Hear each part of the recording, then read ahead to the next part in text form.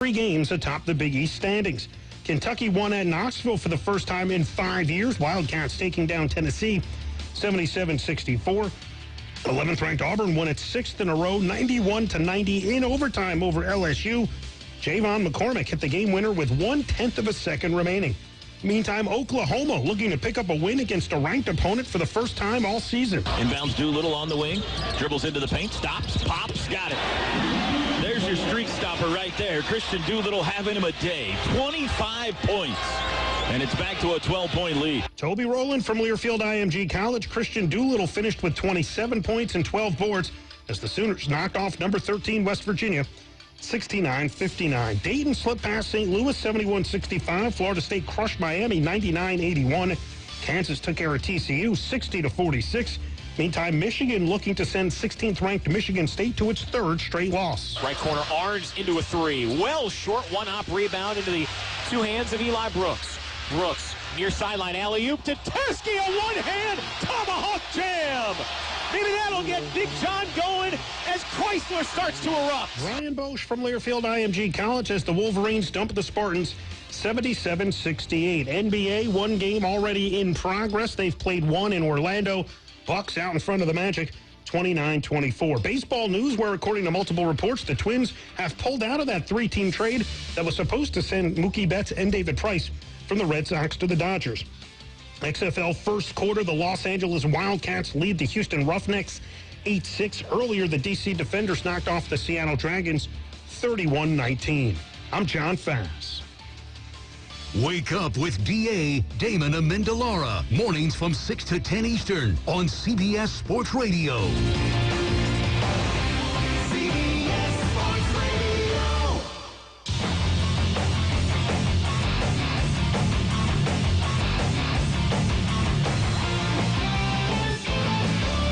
At Quicken Loans, our 17,000 team members know that home is so much more than a house. That's because our clients tell us all the time. Hey, this is Jay Farner, CEO of Quicken Loans, and we want to help you save money on your mortgage with some of the lowest refinancing rates ever.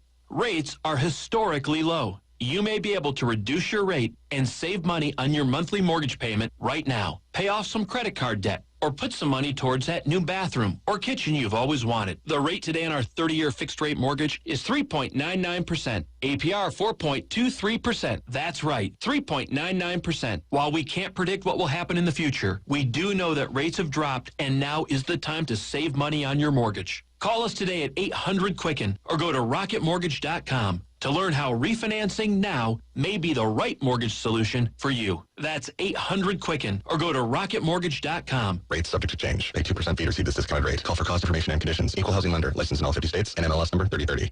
Excuse me, Captain. This is your wake-up call from the new TracFone Wireless. What's that now? What if you had to fly this plane while sitting back in the cabin? I wouldn't have any control. Well, that's what it's like going with some wireless companies, but TracFone Wireless gives you control. Get unlimited talk and text on America's best 4G LTE network starting at $20 a month, no contract. Plus, unlimited carryover data with active service. That's cool, but how'd you get my cockpit?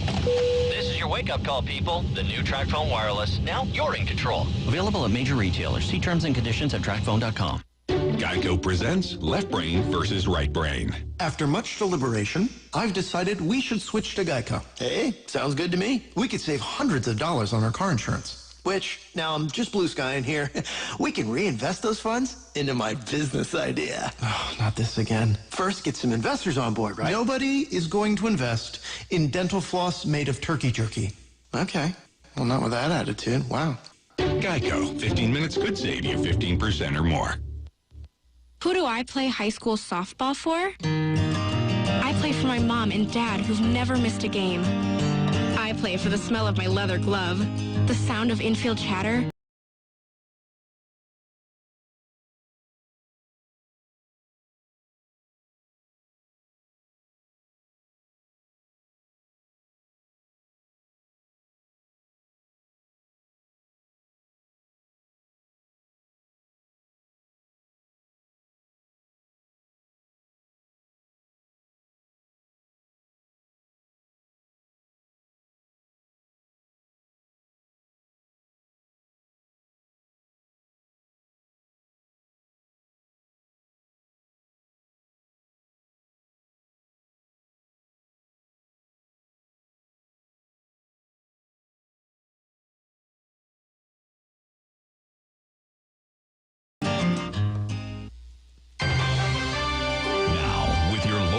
forecast. Weatherman Bob Kukin. Partly cloudy to cloudy skies through the nighttime. Couple of flurries possible here before midnight, but generally speaking, it's dry and temperatures typically chilly. Lows upper 20s first thing tomorrow morning. Sunshine's back for Sunday, lots of it, with a high near 47. Clouds increase again overnight into Monday. Monday brings some showers, but some milder air approaches too, with highs into the lower 50s. I'm Bob Kukin, Talk Radio WRNR. You're watching your favorite TV show, and something important is about to happen. Just then, your phone rings. What do? Let the call go to voicemail? Pause the TV show? You know it's impossible to do both. The same thing happens when you talk on the phone while driving. Your brain can't pay attention to both.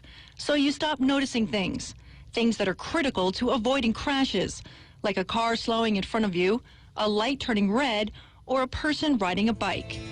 Research shows hands-free is no safer than using a handheld phone. And driving while using any phone significantly reduces your reaction time and increases your risk of crashing. Why would you risk lives using your cell phone and driving? No call or text message is worth a life. Remember, when you're on the road, stay off the phone. Learn more at nsc.org, a public service from the National Safety Council.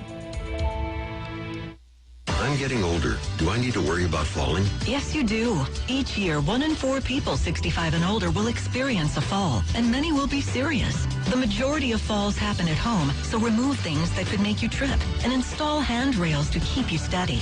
To learn more about the steps you can take to help prevent a fall, please talk to your doctor. You can also visit aarpfoundation.org or medicaremadeclear.com/falls. This message was brought to you by United Healthcare and AARP Foundation. Who should you call when it comes to your real estate legal needs? This is Chris Luttrell, local real estate attorney with offices in Martinsburg and Charlestown. Let's be direct. Buying or selling your home is a matter not to be taken lightly. At my firm, Luttrell LC, we possess the experience and knowledge to represent you and ensure your most important investment is protected. Give us a call at 304-267-3050, 304-267-3050, because at Luttrell LC, your home is our business. Hello, I'm Michael Folk, a lifelong resident of West Virginia, husband and father. I worked my way through school and life with honesty, hard work, and determination. These principles have served me well in athletics, education, farming, and aviation, and have carried me through years of fighting for a more accountable government at the local and state level. These same core principles will allow me to serve you well in Charleston. I believe true leadership is sticking your neck out for right, even when it goes against the establishment. You can help me put principle over politics and beat the odds one more time. Paid for by Mike Folk for governor. What words come to mind when you think of Honda? Whether you choose the sizzling Civic, acclaimed Accord, adventurous HR-V, fearless fit, awesome Odyssey, conscientious Clarity, remarkable Ridgeline, polished Pilot, or sporty CR-V, you know you're getting Honda quality that's truly unmatched. In fact, we make sure of it. Miller Honda, 3985 Valley Pike in Winchester, home of the lifetime powertrain warranty. MyMillerHonda.com. Based on 2018 Brand Image Awards from Kelley Blue Book. Visit kbb.com for more information. When will I be able to retire? How do I make the most of the money I have? How can I leave a lasting legacy to my loved ones? I'm John Everson, Private Wealth Advisor with the Marius Group, a private wealth advisory practice of Ameriprise Financial Services Incorporated. Call us today at 304-263-4343 to help you make the most of your financial future. Our office is located at 1270 Winchester Avenue, Martinsburg, West Virginia. Ameriprise Financial Services Incorporated, member FINRA and SIPC. You're really busy. Got it. The last thing you want to think about today is a funeral home. Got it. But a little forward thinking now can save you a lot of heartache later. It's easier than you think. We're Brown Funeral Homes, family owned, in business for over 135 years, since 1880. And we're home based, right here in the Eastern Panhandle. Think smart. Think ahead. Brown Funeral Homes, Martinsburg, Inwood, and Charlestown, Ranson. Brown Funeral Homes. We're here for you. You have auto insurance because, let's face it, stuff happens. And then you feel punished with a rate hike after filing a claim? Erie Rate Lock changes all that. With Rate Lock from Erie Insurance, your low rate stays great until you change cars, drivers, or your address. Your Erie agent in Martinsburg is Smallwood & Small Insurance. Get a quote at smallwoodandsmall.com or call 304-263-3361. Erie Rate Lock does not guarantee continued insurance coverage. It's not available in all states. Who should you call when it comes to your real estate legal needs? This is Chris Luttrell, local real estate attorney with offices in Martinsburg and Charlestown. Let's be direct. Buying or selling your home is a matter not to be taken lightly. At my firm, Luttrell LC, we possess the experience and knowledge to represent you and ensure your most important investment is protected. Give us a call at 304-267-3050, 304-267-3050, because at Luttrell LC, your home is our business. This is Eric at Hagerstown Ford. I cannot believe another year has passed. And while 2019 was a great year, it just wasn't good enough. Hagerstown Ford has a goal to deliver 350 cars and trucks per month. And when I say deliver, I mean deliver to you, where you are, just like Amazon does. And if you don't want it, return it. No questions asked. The only way Hagerstown Ford can accomplish this extremely aggressive goal is to make the car buying process fast and easy. We simply refuse to play the dumb back and forth games that most dealerships want to play. There's absolutely no reason for you to waste your precious time at a car dealership. I assure you, there is no dealership from Winchester, Virginia to Washington, D.C. that can beat our price. There's no dealership that will allow you to return your new car if you don't want it. Hagerstown Ford absolutely has the best price, and we'll bring the car to you. And if you don't want it, return it, period. No questions asked. There's no reason to buy anywhere else. Visit HagerstownFord.com to schedule your VIP experience and get your new ride delivered to you at no risk. Need a new look in your home or office? Is it time to replace those old worn floor coverings? Carpet World has the area's best selection of quality carpet, hardwood, laminate, vinyl, and tile flooring at very competitive prices. Carpet World can install 3 rooms of carpet and pad up to 40 square yards starting at just $699 in your choice of 20 colors. Come by today for details. Carpet World, your floor covering superstore, 2330 Winchester Avenue in Martinsburg. Phone 263-6957. CarpetWorldMartinsburg.com. When will I be able to retire? How do I make the most of the money I have? How can I leave a lasting legacy to my loved ones? I'm John Everson, private wealth advisor with the Marius Group, a private wealth advisory practice of Ameriprise Financial Services Incorporated. Call us today at 304-263-4343 to help you make the most of your financial future. Our office is located at 1270 Winchester Avenue, Martinsburg, West Virginia. Ameriprise Financial Services Incorporated, member FINRA and SIPC. On the road to better, you'll find many tempting places to park. But at Honda, we know that the next great thing is always right around the corner. Like the Odyssey, a KBB.com Best Buy for 2019. Also named 2019's Best Minivan for Families by U.S. News & World Report. Hurry into your local Honda dealer and test drive the Odyssey. The following sports broadcast is a special presentation of Talk Radio WRNR Martinsburg. It's time for the excitement of West Virginia high school basketball, featuring the Martinsburg Bulldogs. Today's high school basketball broadcast is being brought to you by Miller Honda of Winchester, the Marius Group at Ameriprise Financial, Parsons Ford, Smallwood Small Insurance, Miller's Chrysler Dodge Jeep Ram, the Berkeley County Health Department, Luttrell LC Real Estate Attorney, Mike Folk for Governor, W. Harley Miller Systems, Carpet World, Bechtel Jewelers, Hagerstown Ford, the Brown Funeral Homes, WVU Medicine, and Panhandle Dumpsters. And now, let's go courtside and join our Talk Radio WRNR broadcast team with today's pregame show.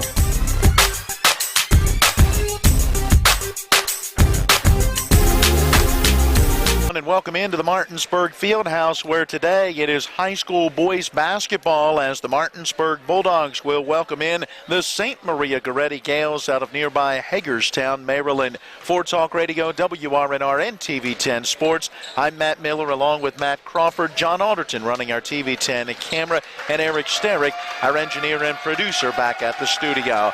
Well, Matt, it seems like less than 24 hours ago, because it was, that we were on the floor and calling action last night at Musselman as Martinsburg scraped out a 54-50 victory over the Applemen. That has Martinsburg at 13-2 and winners of 10 in a row heading into this one back at home today. And Matt, if today's game is anything like the game we saw in Inwood last night, we're in for another good day of basketball. That was the best game we had called this year by far, and a great game by either side. It's one of those games, unfortunately, because it's sports, somebody's got to win, somebody's got to lose. Musselman really had the edge for the majority of that game, just could not seem to make the baskets and make the offensive sets like they needed to win that game, and Martinsburg hung around and were able to scrape, you said it perfectly, scrape away a 54-50 win. And what was a big one when it's going to come regional ranking time. Absolutely. Free throws were a key part of it as the Bulldogs knocked down 22 of 31 from the line.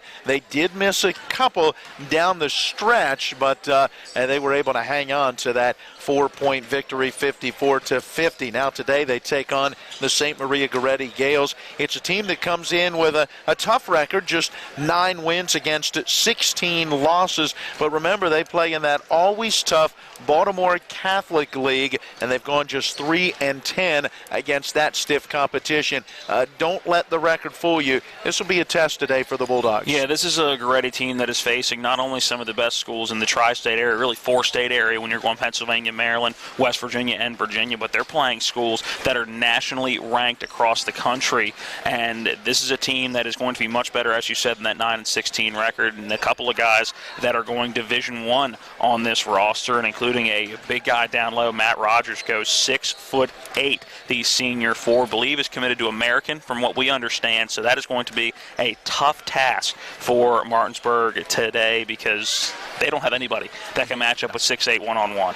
We mentioned Martinsburg's win at Musselman last night. Last time out for St. Maria Gorreti was on Wednesday night of this week. They scored a 63-44 victory at Frederick. On Monday, they had suffered a 63-59 loss at home against Mount Carmel, so they are 1-1 on the week, playing their third game of the week. Martinsburg, well, they are trying to sweep the week as they got it all started on Tuesday, scoring 100 points in a victory over Washington, followed it up with that 4-point win last night, and now here we are on this Saturday evening, waiting to see how the Dogs do against the Gales. Well, our pregame show brought to you by W. Harley Miller Systems, providing custom integration services like home and office automation, home theater, networking, audio-video distribution, and more. Give them a call at 304-350-1931 or check them out online at whmsystems.com to get more information. We'll take a 60-second break. On the other side, see what's going on or not going on around the Eastern Panhandle Athletic Conference in boys and girls basketball. It's our check of the area schedule. This is West Virginia High School basketball on Talk Radio WRNR and TV 10. Floodwaters can spread E. coli bacteria. Here's Bill Kearns from the Berkeley County Health Department about what to do if your well is tested positive. If it's just a one-time contamination, you can superchlorinate your well, which we have instructions at the health department. They could call and talk to us. You're providing an excessive amount of bleach down the well. Then you do a runoff to get that out of the system, to get the bleach through your lines, get any contamination out there. You do a runoff of so long, and then you can have it tested again. The Berkeley County Health Department, 122 Waverly Court in Martinsburg. Call 304-263-5131. These are more than just the sounds of a safe place to go after school. These are the sounds of interest being ignited and of mentors making an impact. At Boys and Girls Clubs, we don't do just one thing. We do whatever it takes to meet the needs of every kid who comes through those doors. Because whatever it takes is what it takes to build great futures. Great futures start here.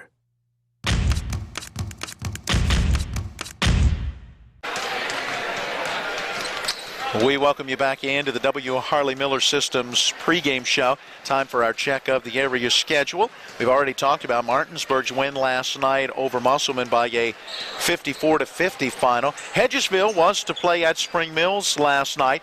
We found out during our coverage of the Martinsburg-Musselman game that one had been postponed to today due to an apparent leak in the roof at Spring Mills High School. That was creating a dangerous playing situation with water dripping to the floor. I was going to say, can't imagine why. It's like playing outside, right? Hey, we used to do it as kids. I was going to say, every kid's played out in the rain before.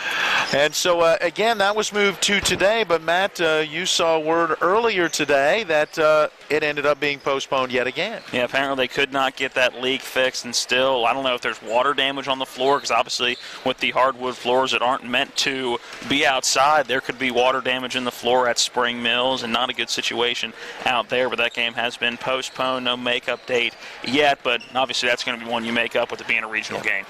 So we'll wait and see how that will play out, but a little longer wait to get back on the floor for those two teams.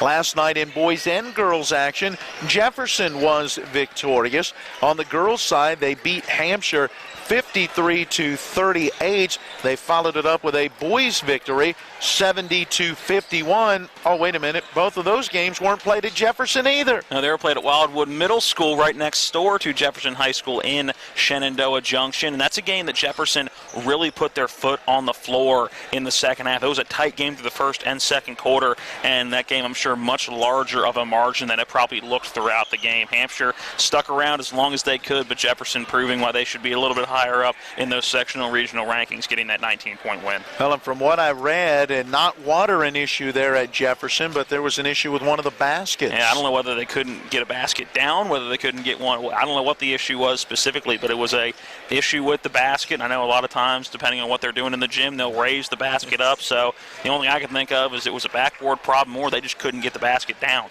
Meanwhile, Washington played at Broadfording Christian Academy on Thursday night in boys play, and last night in girls play. We have been efforting but have yet to be able to get any scoring updates from those two games.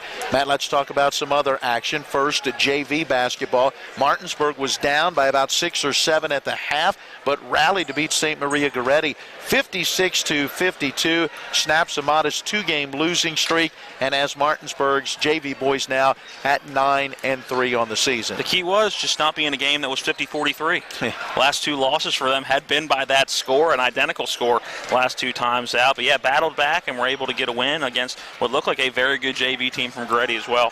All right, let's go to college basketball. Another tough one on the road for the West Virginia Mountaineers, falling by 10 at Oklahoma, 69-59. Listening to that one, Tony Caridi and Jay Jacobs pointing out that the Mountaineers struggled again in the paint with layup shots or shots right at the rim, but had too many that did not fall, and ultimately they fall by 10. And again, just 59 points, not a lot of offense. The Mountaineers now 18-5, 6-4 in the Big 12. Meanwhile, in Division II basketball, Shepherd got a win on the women's side, beating Bloomsburg today down at the Butcher Athletic Center, 75-73. 6 straight wins now for the Lady Rams. Yeah, they are rolling, and right now just need to keep winning. They're right in the thick of things and still in the hunt for a number 1 seed in the PSAC as we're getting down into crunch time. That season will end about the same time the regular season ends for West Virginia high school basketball, right at the end of February. In fact, I believe the day after. I think our last Shepherd game is on the leap year, the 29th this year of February. And right now, Shepherd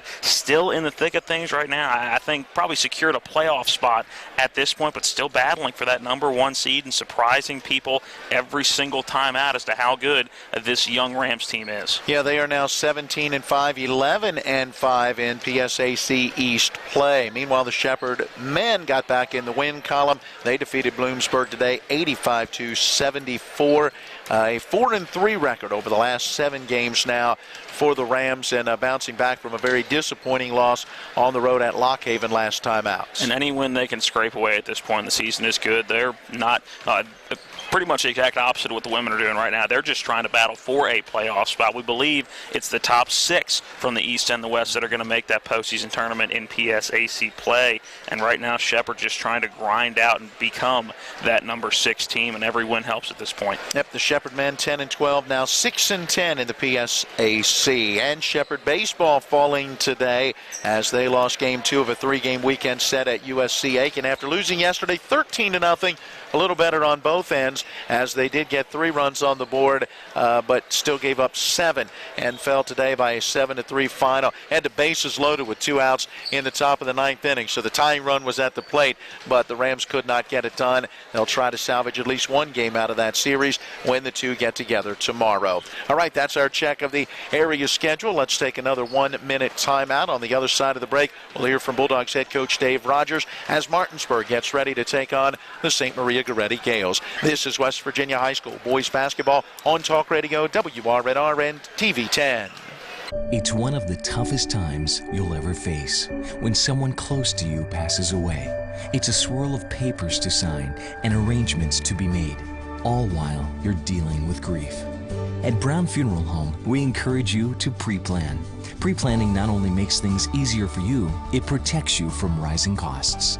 At Brown Funeral Home, our families are precious to us, and so are yours. Brown Funeral Home in Martinsburg, Inwood, and Charlestown, Ranson. Carpet World is more than just carpet. Carpet World specializes in a complete selection of hardwood floors by respected names like Armstrong, Bruce, Shaw, and Mohawk, and tile by Dowell Tile, American Oleum, and Mannington for all rooms in your home. And Carpet World can update your bathroom shower with very attractive ceramic tile walls and floor. Financing with up to 12 months deferred interest is available, along with experienced quality installation at Carpet World, 2330 Winchester Avenue in Martinsburg. CarpetWorldofMartinsburg.com. We welcome you back into the W. Harley Miller Systems pregame show. Time now to go courtside as we hear from Martinsburg head coach Dave Rogers. We get our conversation started looking back to a grinded-out type of win last night on the road at Musselman. Hey, I'm really pleased with our kids. You know, we went down early 17-4. Could have hung our heads. They didn't. We didn't play extremely well. Didn't shoot it extremely well. You're playing away from home. Musselman's always tough up there, and and even in the second half, down 13. I just thought our kids hung together, hung tough, and they did grind it out. That's a good word. That they just didn't give up. Free throws were huge, especially in that fourth quarter. You guys have been shooting foul shots well. Talk to us about that aspect of your game. Well, they did. I think we shot 71 or 73%, but we missed 4 of them coming down the stretch. We're big ones, but they. We got rebounds when we needed it. We scored when we needed it. We were able to, I thought our pressure bothered them at the end. We got a couple of turnovers from them, and I would love to play that style, but when you're playing 5 and 6 at the most, it's the key where the kids are out there pacing themselves. They know they got to stay on the floor, so to keep from getting tired, they're pacing themselves instead of really going after it hard. So, until we find another man or so, it's probably even going to see a little more zone than we've been playing. Trey Sager was out last night. Number 1, is he back? And number 2, you already mentioned not playing a lot of guys. How concerned are you being back on the floor really less than 24 hours after last night's tough game? Hey, it's going to be tough, but you know what? They're kids, and the only thing that bothers me is the sickness. I mean, it's when you're not feeling well and you're on medication, it just takes your energy from you. And we've got kids that are still sick, and we've got Trey back tonight on a limited time basis, and we'll just do the best we can. You can sit and, I've heard coaches blame everything on anything in the world, and we're not going to do that. I mean, we got the game scheduled. We were supposed to be playing Preston County today, and because somebody not verifying it, we're now in with Gorreti, who's, they're good because they're a private school and they can recruit. They come over here and try to take our good players, and we played them in years past, and we haven't played them recently. I think 2008 was the last time we played them, and basically because they come after your players and then they want to play you. So, but we're ready to go tonight. All right, talk to us about what you've seen from this team. How much do you know about Gorreti? Well, they're pretty good. The McLean young man is one of their better players, along with Rogers. Rogers is about 6'6". Then you got a couple other 6'4" kids that can jump, can rebound. So we've got to limit the touches on those guys. and try to hold those two guys down and then see what the rest of them can do. Coach, thanks. Good luck. Thank you. And there you hear from Martinsburg head coach Dave Rogers some of his thoughts as the Bulldogs get ready to face the St. Maria Gorreti Gales. So let's take another 60-second timeout. We'll come back and wrap up today's W. Harley Miller Systems pregame show. We'll check in with Matt Crawford and our keys to the game next. It's West Virginia High School boys basketball on Talk Radio WRNRN TV 10. Remember that last trip to the auto mechanic? I also think your solenoid gasket is bad. What? Yep, that'll be another $500. Forget that and go to D&N Auto Specialist at 230 Tavern Road, Martinsburg, where honesty is their best policy. Serving the Eastern Panhandle since 1974, D&N Auto is family-owned and operated, specializing in exhaust alignments and tires. From general maintenance to major overhauls, they'll treat you right. Call D&N Auto Specialist at 304-267-4078. Who should you call when it comes to your real estate legal needs? This is Chris Luttrell, local real estate attorney with offices in Martinsburg and Charlestown. Let's be direct. Buying or selling your home is a matter not to be taken lightly. At my firm, Luttrell LC, we possess the experience and knowledge to represent you and ensure your most important investment is protected. Give us a call at 304-267-3050, 304-267-3050, because at Luttrell LC, your home is our business. And we welcome you back in to the Martinsburg Fieldhouse, where tonight the Bulldogs take on the St. Maria Gorreti Gales. Time to check on our keys to the game, brought to you by Luttrell LC. Let Chris Luttrell hand you the keys to your new home for all of your real estate legal needs. Call Luttrell LC at 304-267-3050. You were just handed the keys and you John gave just them gave away. me the keys to the game right here. I don't know what I'm not sure which key is the key to the game. I'm going to go with this one. That one looks important, right? That looks like a key that could lead to Martinsburg getting out and getting some more points on the board, held to just 54 in a game where they had their struggles, no doubt, offensively. I think for Martinsburg, key in this one is to get going early. Just 8 points in the first quarter last night, and it's going to be tough for them because they had to battle in the game last night, a quick turnaround, so their legs are going to be tired. So I think key to this one, it's not what they want to do game in and game out, but they're going to have to play well in the half court. They're a team that wants to get up and down the floor very, very quickly. I'm not sure their legs are going to allow them to do that for 2 full games over the course of less than 24 hours. So I think the key to them is to be productive in the half court, not turn the ball over an awful lot, and lead to Gorreti getting those fast chance points.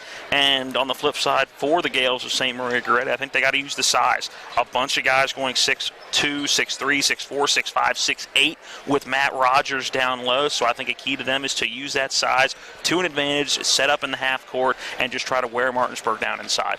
Now, Martinsburg is a team that is averaging 73.9. We rounded up to 74 points a game. They've gone for 70 or more 9 times out of their 15 games this year, and they're 9-0 in those matchups. Meanwhile, the Gorreti Gales, they'll come in averaging 59.1 points a game, so just under 60. Gives you an idea of the differing styles between these two teams. You heard Coach Rogers mention it. Last time they played, 2008. It was December 29th, part of the Martinsburg Hoops Tournament as it was known back then. Martinsburg got the victory 70-62. Interesting note, Chad Brashears, who's now at South Hagerstown, was in his first year leading the Gorreti Gales. Who had he replaced? None other than Koki Robertson. 48 years a high school basketball coach, 34 at St. Maria Gorreti, had over 873 wins in his career. Over 750 came with the Gales, and that made him second in the state of Maryland to none other than, I believe it was the late Morgan Wooten. There you go. That's good company to be in. Absolutely. I remember those games. Koki would always have those teams ready to go. He had some good players through those years, and those were some fun battles between Martinsburg and St. Maria Gorreti. Haven't seen one of those since 2008. We get one here this evening as the Gales invade the Fieldhouse to take on the Bulldogs. Well, our keys to the game, a service of Chris Luttrell at Luttrell LC.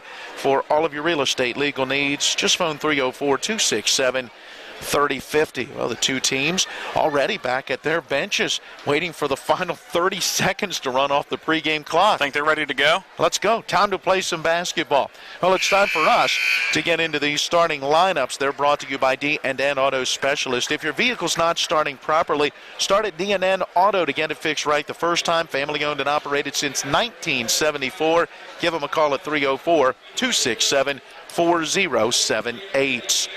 We'll begin with the visitors from St. Maria Gorreti, checking out their lineup even as we look down across to the gym floor as they're on the bench to our left in the blue uniforms. That's a deep dark blue with white lettering and a little bit of gold I believe trim. they call that navy blue. I'll take that, navy blue. That works for me.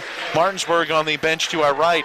White uniforms, black lettering, and orange trim. The Gorreti Gales 9-16, led by second-year head coach Sidney McCrae, a four-year assistant under their former head coach Matt Miller, who is now... I didn't know you coached at Gorreti.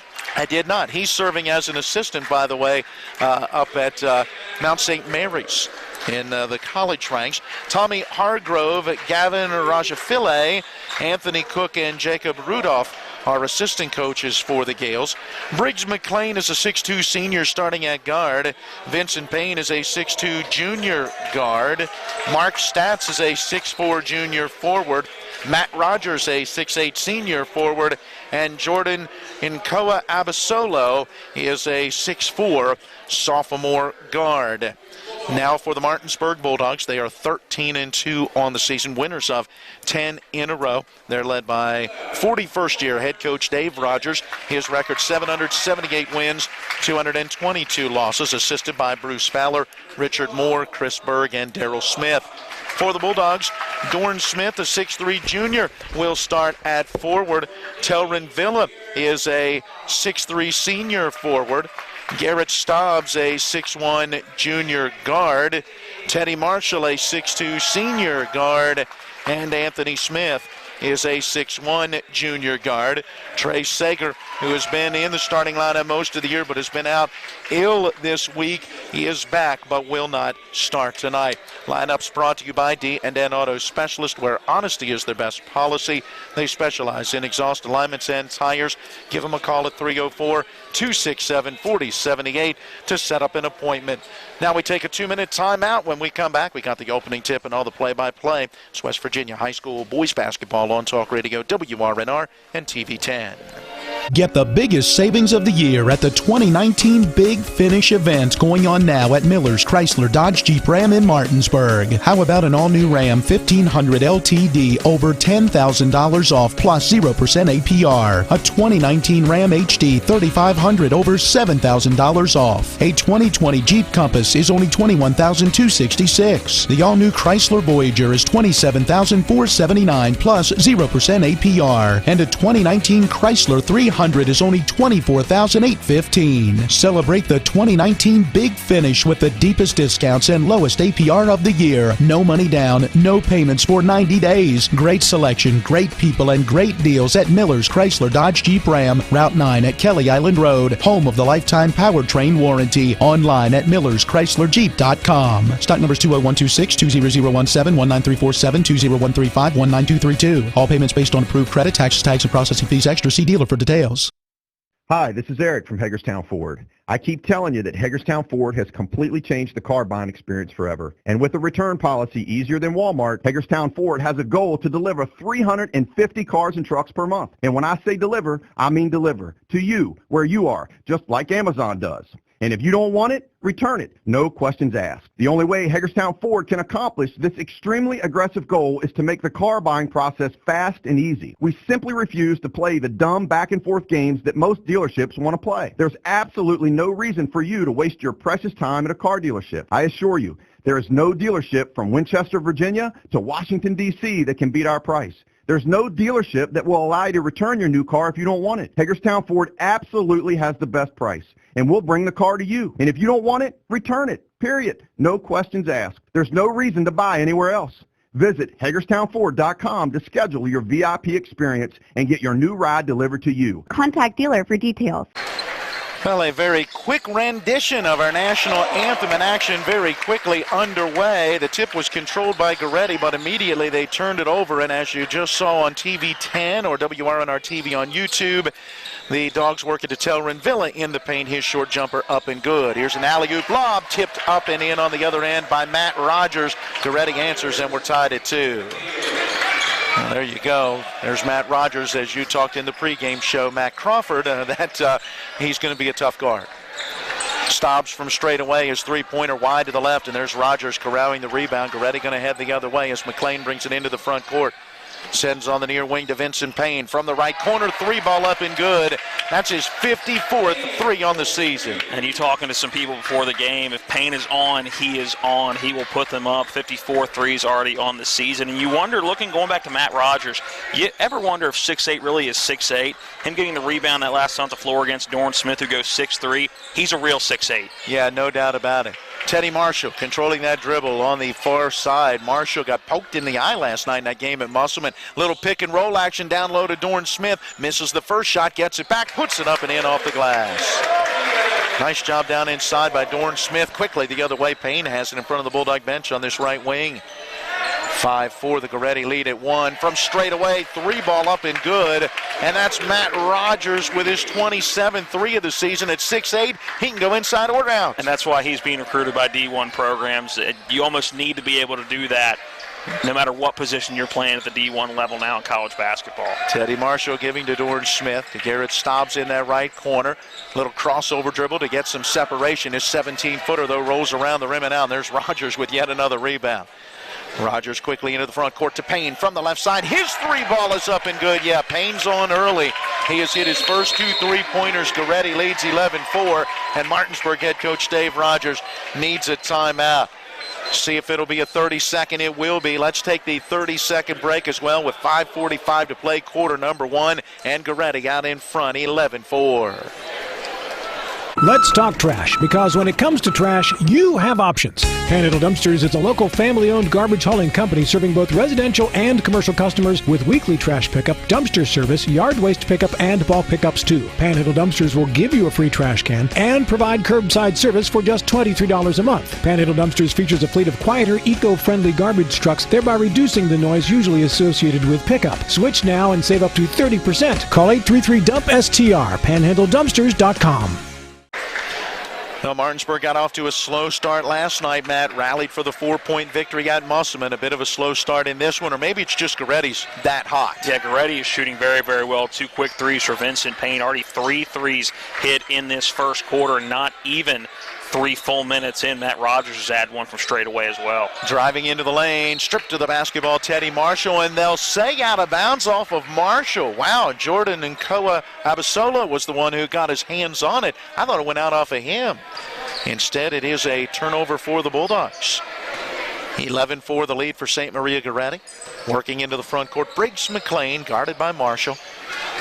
Around the screen, set by Rogers. McLean to the basket. May have gotten away with a travel, but banks it up and in. He is their leading scorer, averaging 16.5 a game. Back the other way, stops from the left corner. His three rattles in and out. Wow, Dorn Smith flying in there, tips it up and in. Yeah, Dorn Smith, 4 quick points. I mentioned the height difference down low early. He's had some good tip-ins at the basket since I made that comment, playing very well down low. Rogers in the left corner, guarded by Villa. Drives towards the paint, turns, kicks back out into that left corner where Briggs McLean cans the three, and they are red hot. Yeah, it's very early in the game, but if they're going to be hitting threes like this the whole game, it's going to be a uphill battle the entire way for the Dogs. Well, and Martinsburg's already missed on a couple of threes. Teddy Marshall will try his luck from the left side right in front of that Gorreti bench, and Marshall knocks it down. His 25th three on the year. I think our score is going to be a little more than we saw last night at 54-50, Matt, at this rate. And Martinsburg already has more points they did the entire first quarter last night. Certainly the way it is looking right now. Back on the other end, we do get a foul on Martinsburg. We have a holding call. It will go against Anthony Smith. Game's first foul when it's an inbound opportunity. Baseline left of the basket. The inbound going in the left corner to McLean. His three ball hit the side of the rim. The rebound to Telrin Villa. Trying to go coast to coast. He's fouled as he went down the left side of the lane. Vincent Payne, the 6'2", junior guard, as his first, stopping that drive, not allowing Villa to get to the basket. And that's what you have to do if you're Telrin Villa. If you're going in against somebody that you are even height with or they may have an inch on, you got to go in quick and hope that your quickness can make them out of position. Well, the foul was on the floor, so the inbound goes to Villa. Foul line extended right side. His shot comes off the iron, but there for the rebound and the putback, Garrett stops. 16-11, the Dogs back to within 5. Chipping away after falling behind 13-4, and now we've got a timeout. It'll be taken by St. Maria Gorreti. This looks like it will be a 30-second timeout as well. Sidney McCray wants to talk with his team. We'll take 30 seconds with 3:55 to play in the first. It is St. Maria Gorreti 16, Martinsburg 11. My family, we're always on the move. Little brother is living it up. What's up, sis? See Mom made dinner? I will see you there. And my big brother, he's got his hands full. But when Mom says come home for dinner, what could possibly stand in our way? Nothing. When you're part of a family like this, you always show up. The Honda family of SUVs, awarded Best SUV Brand for 2019. Miller Honda, south of Winchester, home of the lifetime powertrain warranty. www.mymillerhonda.com. It is a 16-11 5-point lead for the Gales of St. Maria Gorreti. We welcome you back in as you see Matt Crawford in a big laugh. Some of our between break conversation. Gorreti basketball kicked out of bounds on the far side by Teddy Marshall, who got a foot into the passing lane, and the Gales will inbound again near that midcourt stripe. How you doing over there? That'd be just our break. Between break would be game action, wouldn't it? Something like that. Payne with it on this right side of the floor, dribbling to his left out to the top of the key. Bounces to McLean on that left side. He'll go to Rogers. Right foul line extended. Misses that 16-footer. Putback attempt for Stats is off the mark. This time the Dogs come the other way. Anthony Smith down low to Telrin Villa, who skies up for the two-hand slam dunk. That was really the first time we had seen Martinsburg quickly in transition. Their legs look just fine right now. Quickly the other way, down that left side line, and then down the left baseline, it was Nkoa Abasolo. His shot wouldn't go. The other way, Telrin Villa's shot off the mark. Tip attempt for Dorn Smith didn't go, and here comes Briggs McLean. Yeah, and once again, Dorn Smith flying in from the outside, trying to get that tip in. Almost got it to go, just couldn't get the friendly roll. McLean picking up his dribble, goes to Stats at the high post. He'll turn and give it out to Vincent Payne. Payne on that far side to Nkoa Abasolo, driving in, a wild shot as he spun and put it up high off the glass, never got the rim, and the Dogs into the front court after the rebound. Anthony Smith dribbling from right to left, gives it off to Teddy Marshall, gave a ball fake, takes a dribble to his right, fires the three, off the rim, no good. Dorn Smith keeps it alive, saving it from going out of bounds on the far side was Villa. He works it to Garrett Stobbs, who lost his footing and lost the basketball. Dorn Smith dives in there after it, and eventually it's McLean who comes up with it, got it to Rogers, down the floor to Payne. Shot may have been deflected by Teddy Marshall, and the Dogs come back the other way with it. Quickly ahead, Telrin Villa to Dorn Smith. Smith's shot short off the backboard of the rim. Battles, gets his own rebound, couldn't get it to go, but the backside rebound there for Telrin Villa. He puts it up and in. Villa has 6, and don't look now, the Dogs are within 1. And there's that up-tempo game you expect from these two teams. Again, wasn't sure Martinsburg was going to be able to come out after a tough game last night and quickly get into that quick offense, but they are doing it very well to start this one. Briggs McLean giving it off at the high post to Rogers. Rogers now will fire from straight away, and his three ball up and good. That is his second three of this opening quarter, and the team has already hit 5 threes. That's what they average a game. 19-15. The lead for Gorreti, and wow, Anthony Smith has his pocket pick. Don't see that often. Vincent Payne with the steal, drives in, spins away from the defender Smith, and then lays it up and in. And that's just good control. Payne going in had to do a spin move around a defender and somehow was able to keep that dribble and then the touch off the glass on the right side. That's a good move down low by Vincent Payne. Well, Martinsburg cut it to 1 just like that. It's back out to a 6-point lead, and driving down the right side of the lane, putting up the shot was Anthony Smith, but we have the foul on the floor first, it looks like. It goes on Vincent Payne, and that's going to be his second. He's going to have to sit down. Victor Stepanovsky checking into the lineup. Isaiah Everett in as well, and so too is Tyson Ogene. So several new players joining Rogers on the floor, and Gorreti goes into his own defense. The Dogs inbound as that last foul was on the floor. They'll swing it around the perimeter. Stobbs with it on that far sideline. Going to dribble it back out towards the center circle. Giving to Teddy Marshall.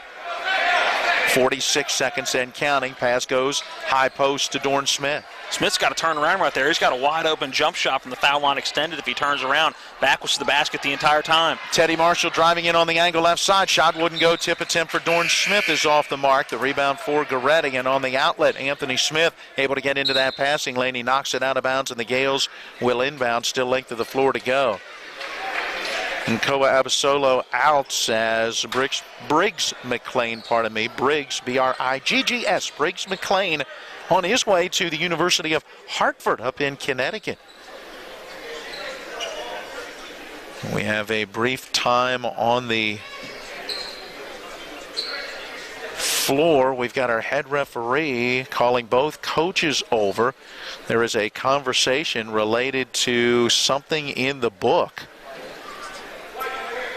I'm not sure what it may be, whether it has to do with a player's number or a uniform or a substitution. 21-15 on the scoreboard. I believe everything looks good in that regard. It must be someone related to a number. 32 was not in the book, apparently. But we have a number. Right. So it just was not in the official scorebook. Thanks to Aaron Byler down at the bench who's running the scoreboard. So it's a technical foul on Gorreti. Teddy Marshall, a 79% foul shooter, 56 of 71. And last night went 5 of 8 from the line, misses the first technical free throw. Second one is up, and it is good. So he does get 1 of 2. So we have the technical that goes on, technically number 32 for not being in the book. And the Dogs get a little closer, 21-16. The ball still belongs, though, to the Gales. So for the first time this year, we've had a number that the official scorebook has. And usually it's us trying to figure out who a number is that we don't have. It's not pleasant either way. No. 17 seconds remaining in quarter number 1 as McLean controls that dribble. Anthony Smith guarding him. Teddy Marshall coming out. Looks like they want a double team, but McLean able to dribble away from it. Works that pass off to Stepanovsky. Going right back to McLean. Driving in from the left side. Underhand scoop shot wouldn't go. Put back with a two-hand slam is there for Matt Rogers. And the inbounds is stolen in. Briggs McLean with a foul line jumper that comes off the rim. No good. As the horn sounds, that's an exciting way to close out quarter number 1. We're back with your second period of action after this 60-second break with Gorreti leading Martinsburg 23-16. Remember that last trip to the auto mechanic? I also think your solenoid gasket is bad. What? Yep, that'll be another $500. Forget that and go to D&N Auto Specialist at 230 Tavern Road, Martinsburg, where honesty is their best policy. Serving the Eastern Panhandle since 1974, D&N Auto is family-owned and operated, specializing in exhaust alignments and tires. From general maintenance to major overhauls, they'll treat you right. Call D&N Auto Specialist at 304-267-4078.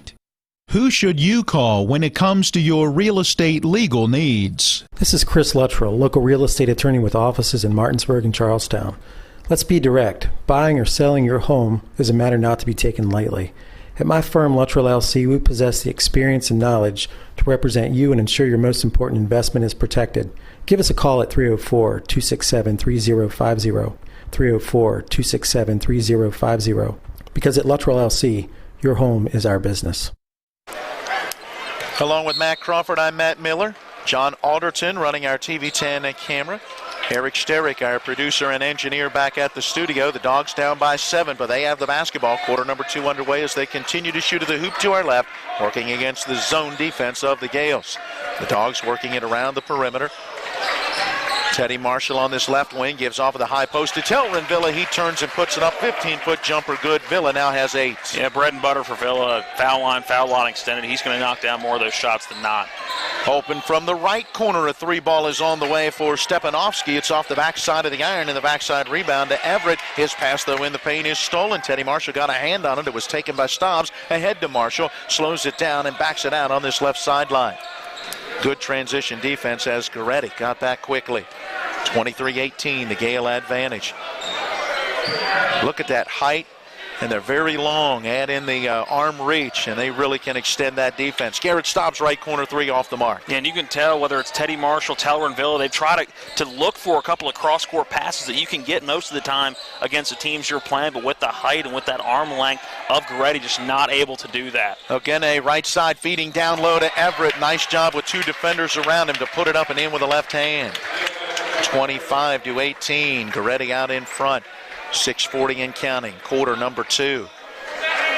They raced out to the early 13-4 lead. The Dogs have been battling back since. Anthony Smith finds a little opening, driving in on the right angle. His floater off the backboard. I don't think it even got the rim. It got tipped around, and Rogers controls. And it got tipped into the bottom of the rim a couple of times before somebody was able to come down with it. Not Gorreti basketball in the front court. Briggs McLean sending on the near wing to Stepanovsky. He'll send it back across into that left corner to Briggs McLean. Back out top to Rogers. Stepanovsky, by the way, 6-foot junior, is from Sweden. He drives down to the right baseline, got away with a little push-off as he passes to Everett. Everett out to Ogene on this right side. He'll drive it down low, spin, put up the shot off the mark. Battle for the rebound. Dorn Smith had it. Both players lost it. It's on the floor where Everett dives on it. And then you've got Marshall and Villa both getting a hand in there for the Bulldogs, and the held ball going to leave it with the Gales. And that's a good heads-up play by Teddy Marshall, because I think if he dives in trying to get that basketball, Everett clearly had it, so I think that turns into a foul. He had a smart play, just reaching down and making sure he was grabbing the basketball without getting any body contact. Koa Abasolo back in. Stats back in as well for Gorreti. And Trey Sager seeing his first action this week after being out with an illness. Hopefully not that flu that's been going around. Koa Abasolo from the foul line, taking that bounce speed, turning, putting up the 15-footer. It's off the mark, and Sager immediately gets the rebound. Quickly ahead, the Dogs go. Telrin Villa to the rim, fouled as he was going up. Nice drive down that baseline right side, and you got the idea with that elevation. If someone didn't foul him, he was going to try to flush that one down. And he has the ability. He can leap out of the gym. We've seen that multiple times this season. We've even seen that once in this game so far. Villa's a 73% foul shooter, puts this one up and through. He now has 9 points. Jordan and Koa Abasolo, 6'4" sophomore, transferred in from National Christian. The guard averages about 7.4 a game, now has his first foul. 25-19, second free throw up and good. Martinsburg within 5 now, 25-20 as Villa gets them both. Dogs now 3 for 4 from the line to start this game. Pass on that far sideline, corralled by Nkoa Abasolo before it would go out of bounds.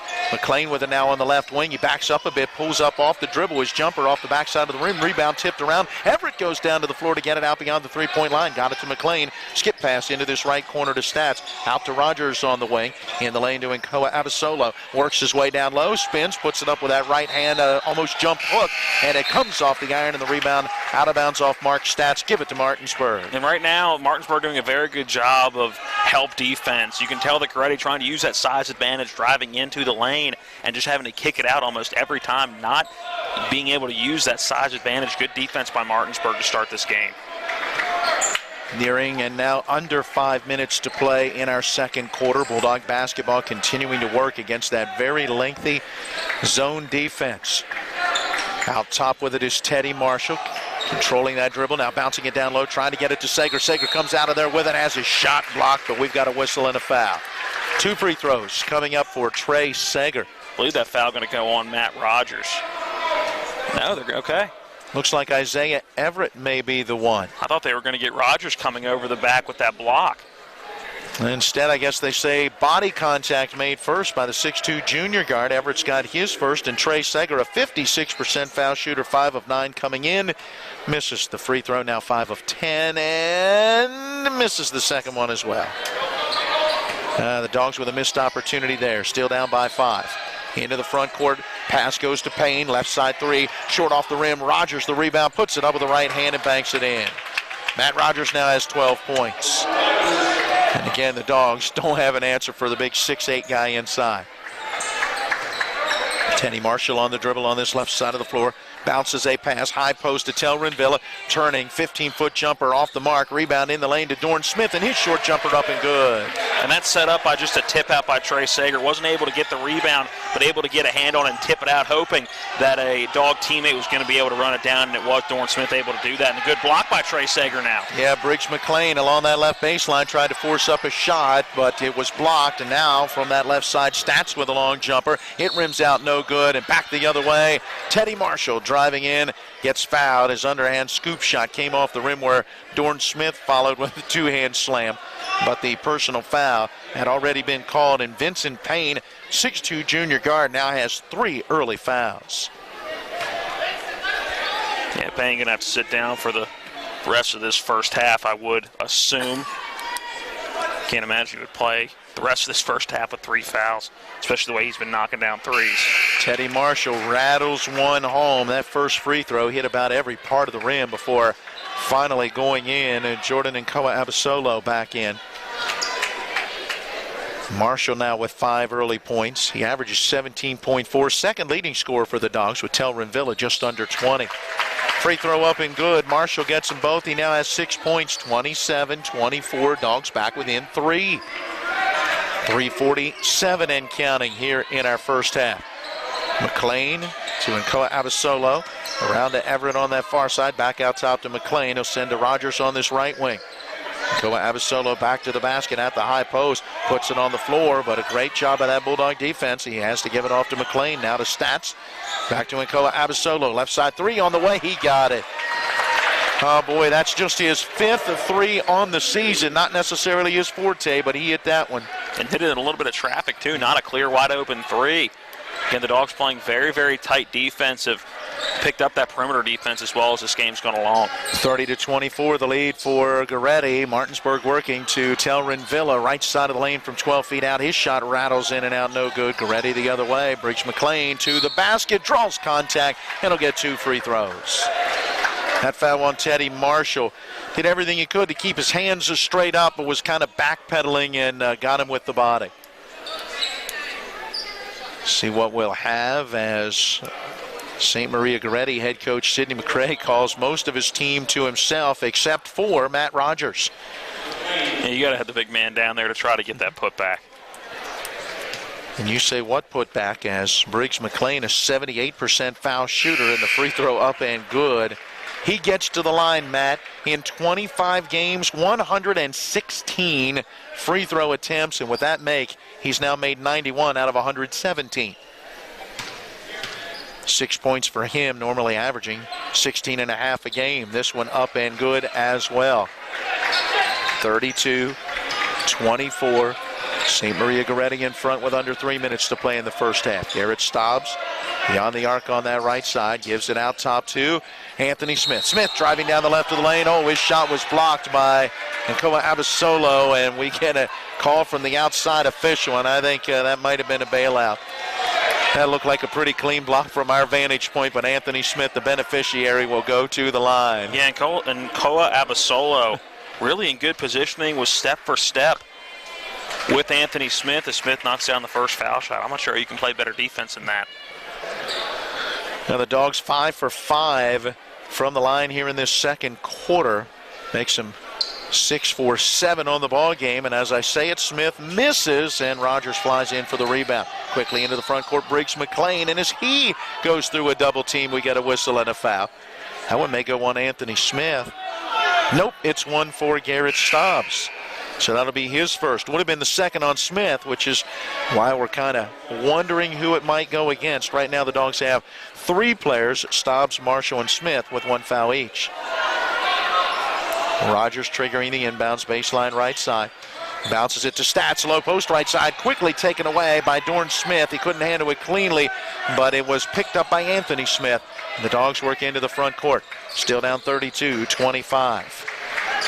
Out top, Garrett Stobbs taking the pass, lost it but able to pick it up. Moving to his right now, gets into the lane and has it taken away by Rogers. Rogers down the floor with the pass taken by Everett. He'll give to Briggs McLean. Briggs McLean spinning, puts up the shot. It's blocked, but free throws are coming. See who that one's on for Martinsburg. 1-4, Garrett Stobbs, and just like that, he picks up his second personal. And not much Martinsburg could do defensively right there. An odd man rush, and St. Maria Gorreti had just about every option they wanted. So it was either going to be a easy basket for somebody or force them to go to the line. Odd man rush, great hockey term there. I listen to John Walton every now and again call Caps games. Briggs McLean puts the free throw up and through. Chris Abisi, a 6'4 junior forward, checking into the Gorreti lineup. Meanwhile, Trey Sager back in for Martinsburg. McLean makes both foul shots, 4 for 4 from the line.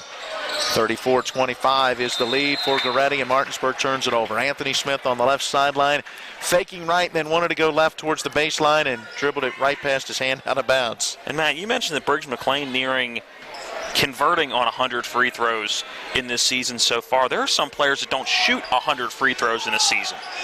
Telrin Villa's gone to the line 84 times to lead Martinsburg right now. So he hadn't been to the line as many times as Briggs McLean has made free throws. Rogers passing in the corner to Abisi down here in the right corner, throws it right by him off his hand out of bounds. So the Bulldogs get it, and some half-court trap defense broken by Martinsburg. Telrin Villa's pass got tipped but controlled by Marshall. Down low to Dorn Smith. Smith's shot may have been deflected, did not go in, and a rebound to Gorreti. And the ball in the hands of Briggs McLean, knocked away from him and out of bounds. And the outside official says it went off the leg of McLean. It'll be a turnover. And Martinsburg catching a little bit of a break there. St. Maria Gorreti's faithful that are sitting kind of diagonal from us, not agreeing with that. Bad angle for us to see who that last one out off of. Martinsburg will take it and need a basket here. Want to avoid going down by double digits. Anthony Smith giving it off to Jarvis Thurston, who's checked into the Bulldog lineup to Telrin Villa. Baseline jumper left side blocked by Abisi, pardon me. Villa got it back, and as he got towards the rim, we get a whistle and a foul. And that foul was called. There should have been a foul called in his initial jump shot from about 10 feet. More angle, we could clearly see contact with the right arm of Telrin Villa, but now he will get to the foul shots either way. This foul is on Matt Rogers, his first. Villa at the line. Free throw up and good. Villa is 3 for 3 from the line. He's up to 11 points in this first half.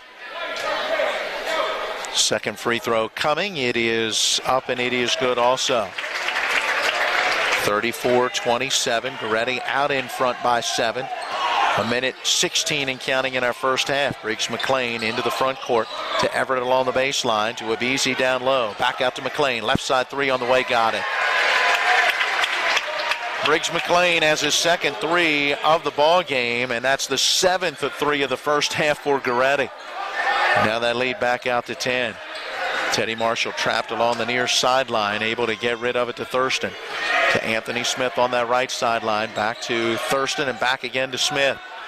Bounce speed at the high post to Teddy Marshall. Spins and bounces it down low for Telrin Villa. May not have expected it off his hand out of bounds. He did, and you could tell it was a quick jerk reaction when he saw something come in his direction. It was the basketball. Not sure what he could have done with the basketball where he was underneath the basket, but probably could have at least dribbled out and kept Martinsburg in possession. Right now, St. Maria Gorreti with it as we near 35 seconds on the clock. Second time that the Dogs have been down by 10. They were down 16-6, now down 37-27. That's been the largest lead. Briggs McLean out top, dribbling to the right side of the lane. Stops, pops from 15 feet away. Off the mark, no good. And we get a whistle and a held ball as Rogers and Dorn Smith both had their hands on it. Dorn Smith got thrown down to the ground as a part of that, and head coach Dave Rogers was up saying, what about over the back? Not sure how much over the back that was. It's just a pure height difference between Dorn Smith and Matt Rogers. We have time taken momentarily. We will see Jordan and Koa Abasolo check back into the lineup for St. Maria Gorreti. 20 seconds, 19-18. Teddy Marshall into the front court, picks up the dribble. Gives it off to Villa, back to Marshall on that left wing. Steps back, fires that 3 and got it. Teddy Marshall with some nifty dribbling. Got some separation and drains the big 3. 37-30, and Briggs McLean with a very deep 3 from about 35 feet out. It comes off the backside of the rim, no good. the horn sounds, and Martinsburg goes into the locker room down by 7 points. A 60-second break, and we'll come back, get into our halftime, brought to you by Smallwood Small Insurance, your total insurance solution. They're at 121 Administrative Drive in Martinsburg. Phone them at 304-263-3361. At the intermission, St. Maria Gorreti leading Martinsburg 37-30. Let's talk trash, because when it comes to trash, you have options. Panhandle Dumpsters is a local family-owned garbage hauling company serving both residential and commercial customers with weekly trash pickup, dumpster service, yard waste pickup, and bulk pickups too. Panhandle Dumpsters will give you a free trash can and provide curbside service for just $23 a month. Panhandle Dumpsters features a fleet of quieter, eco-friendly garbage trucks, thereby reducing the noise usually associated with pickup. Switch now and save up to 30%. Call 833-DUMP-STR, panhandledumpsters.com. My name is Monica. I'm an elementary school teacher. My name is Mitch. I'm a graphic design specialist. We have 4 children. Currently we have life and auto insurance with Erie. Our agent is helping us to move our homeowners insurance to Erie as well. They've always been a good company and good customer service. If anything ever happens to me, my family will be protected. Your local Erie agent in Martinsburg is Smallwood & Small Insurance. Get a quote at smallwoodandsmall.com. Along with Matt Crawford, I'm Matt Miller. John Alderton running our TV10 camera. Eric Sterick is our producer-engineer back at the studio. Our first half in the books, and we get our Smallwood Small Insurance halftime underway as we look back through the first half. Matt, we were tied at 2 before St. Maria Gorreti went on a little bit of a run, pushed a lead out to 13-4. Martinsburg then fighting their way back to within 3 points at 16-13, within a point at 16-15, but St. Maria Gorreti able to get that lead back out to 7 after one, 23-16. Again, the Dogs working to chip away at the deficit, down by 3 at 27-24, but then Gorreti pushes that lead right back out to 32-24. They got it back out to 10 at 37-27, but a big 3 late by Teddy Marshall gets the Dogs back to within 7 at the half, 37-30. And, Matt, I think you look at that first half, and Gorreti clearly had the advantage early on, but both teams kind of settled in, and I don't think anybody had a true advantage the rest of that first half. I think Martinsburg's defense on the perimeter, it got better than it was early in that first quarter, and I think that on the offensive end, Martinsburg figured out what was working well for them, and that was to just get shots up. And hats off to Dorn Smith. He has a big size advantage down low, but he was doing a very good job of flying in on really a delayed basis and getting those tip-ins, and he finished with 6 points in that first half. But again, I don't think anybody has a clear edge. I think the 7-point advantage for Gorreti right now isn't necessarily an indication that they dominated that first half in any stretch of the imagination. Well, certainly within striking distance are the Bulldogs. They've got to get that outside shot to go. Held to just 2 3-pointers made here in this first half, both from Teddy Marshall after not hitting a 3-pointer in last night's 54-50 win at Musselman. Take a 60-second break. On the other side, see what happened in the JV game earlier, find out what else is going on around the Eastern Panhandle Athletic Conference, and we'll check in on some college basketball as we return on the Smallwood Small Insurance halftime show. At the intermission, St. Maria Gorreti on top of Martinsburg by a score of 37-30. W. Harley Miller Systems understands the need and desire for reliable and affordable smart home solutions. Secure your home with a security system and keep a close eye on your family. Automate your home with a Control4 system and have smart technology work as one. Set daily schedules to control your thermostats. Push a button and set the mood for dinner by dimming lights and playing music, or just sit back and enjoy a movie in your own home theater. Put decades of experience to work for you. Visit us at WHMsystems.com or call 304-350-1931.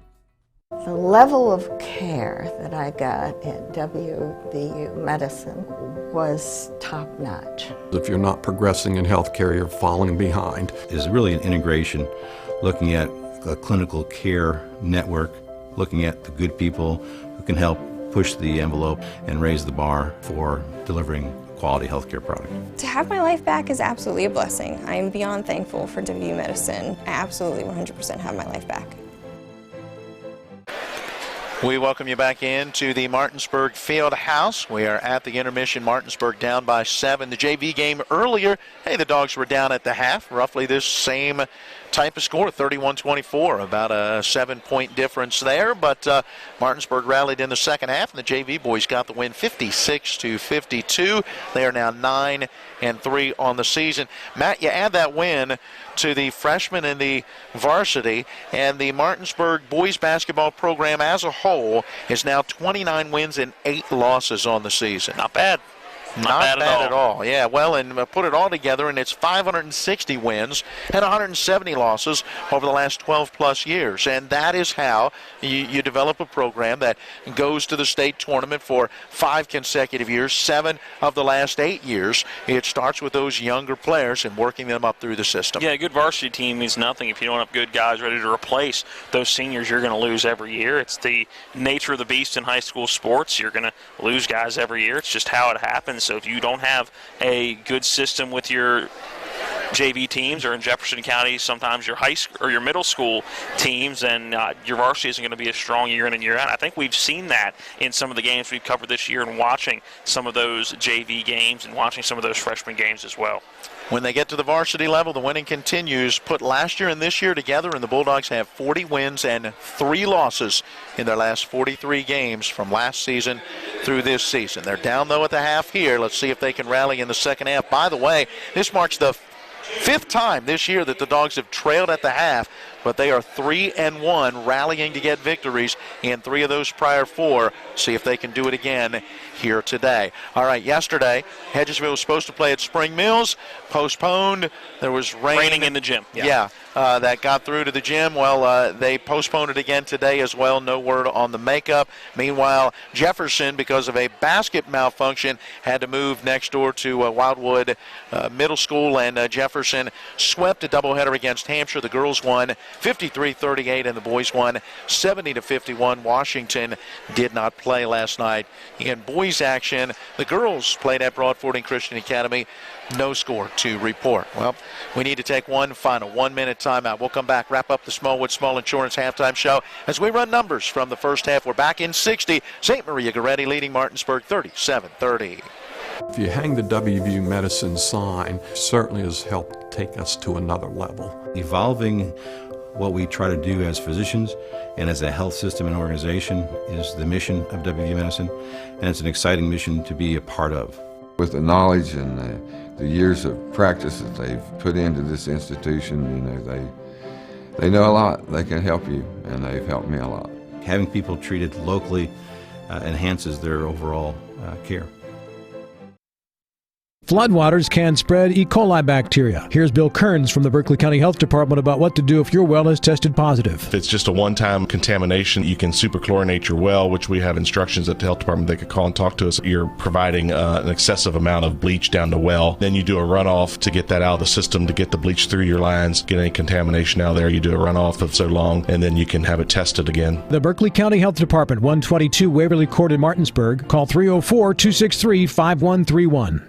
For us to take a look at the numbers from the first half, they're brought to you by Mike Folk for Governor. Accountable, ethical, responsible. Learn more at folk4wv.com. Paid for by Michael Folk for Governor. Matt, take it away, individual totals. Individual numbers look like this for Martinsburg. Trey Sager 0 for 2 from the line, did not score, but is, again, coming back from an illness that has kept him out most of this week. Dorn Smith, 4 points in the first quarter, 2 in the second quarter. He's got 6 in the first half, 12 for Teller & Villa. That's 6 in each of the first 2 quarters. 2 points for Garrett Stobbs, 9 for Teddy Marshall. That's 4 in the first quarter, 5 in quarter number 2. And Anthony Smith, 1 for 2 from the charity stripe. He has 1 point. For St. Maria Gorreti, the Gales individual numbers look like this. Briggs McLean finished with 12 first half points, 7 in that second quarter, 5 in the first quarter, 4 for 4 from the line as well. Vincent Payne had a very strong first quarter, finishing with 8 points, did not score in that second quarter, so 8 total points in the first half. Matt Rogers, 12 points after 10 in the first quarter, again pretty quiet in quarter number 2. Jordan Nkoa Abasolo finished with 1-3, that in the second quarter he's got 3, and Isaiah Everett had a basket in the second quarter. He has 2 in the first half. Some team numbers. How about 7 3-pointers for St. Maria Gorreti in that first half? They came in having hit 137 through 25 games. That's 5.5 a game. They've already surpassed that. Martinsburg got just 2 threes in that first half from Teddy Marshall. The Dogs 8 of 12 from the line. That's 67%. Gorreti 4 of 4 from the line. All 4 coming from Briggs McLean. I got both teams at 15 rebounds. I've got 7 turnovers for Martinsburg, 5 for St. Maria Gorreti. The Dogs committing 4 fouls and the Gales 7 fouls. Second half underway. Teams back to their starting lineups, and the Dogs start with a little bit of a trap, a zone defense, and it's Payne from the right side firing up a deep 3. It rolls around the rim and out. The Dogs the other way, and Teddy Marshall's lob.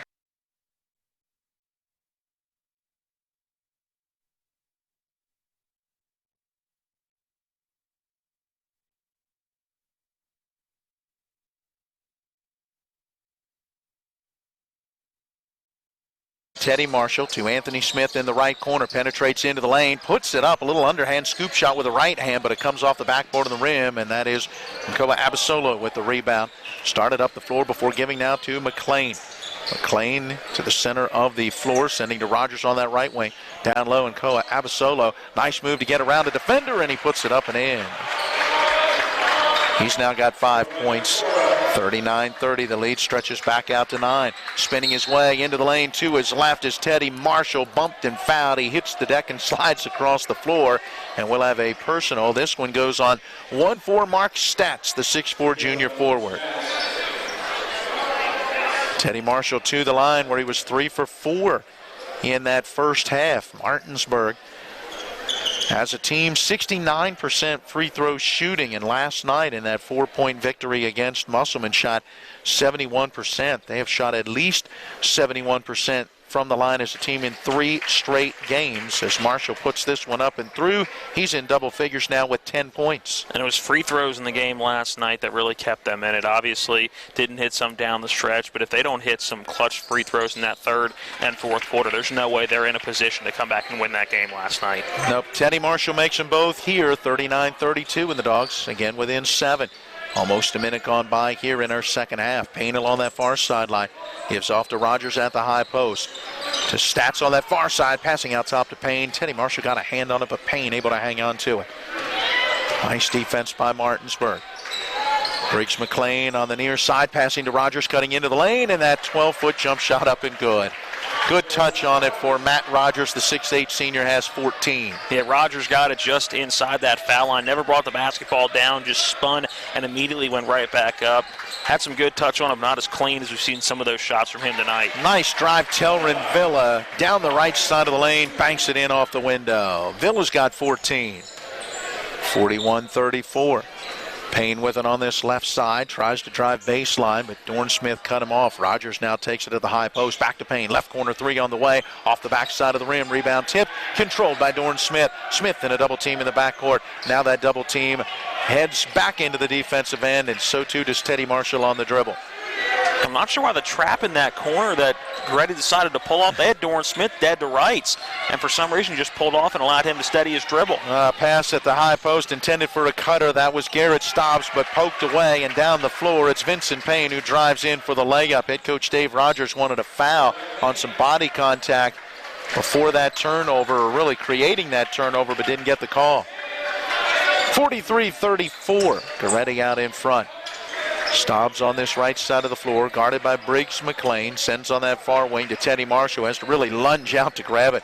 High post pass goes to Telrin Villa down the right side of the lane. He puts it up and in.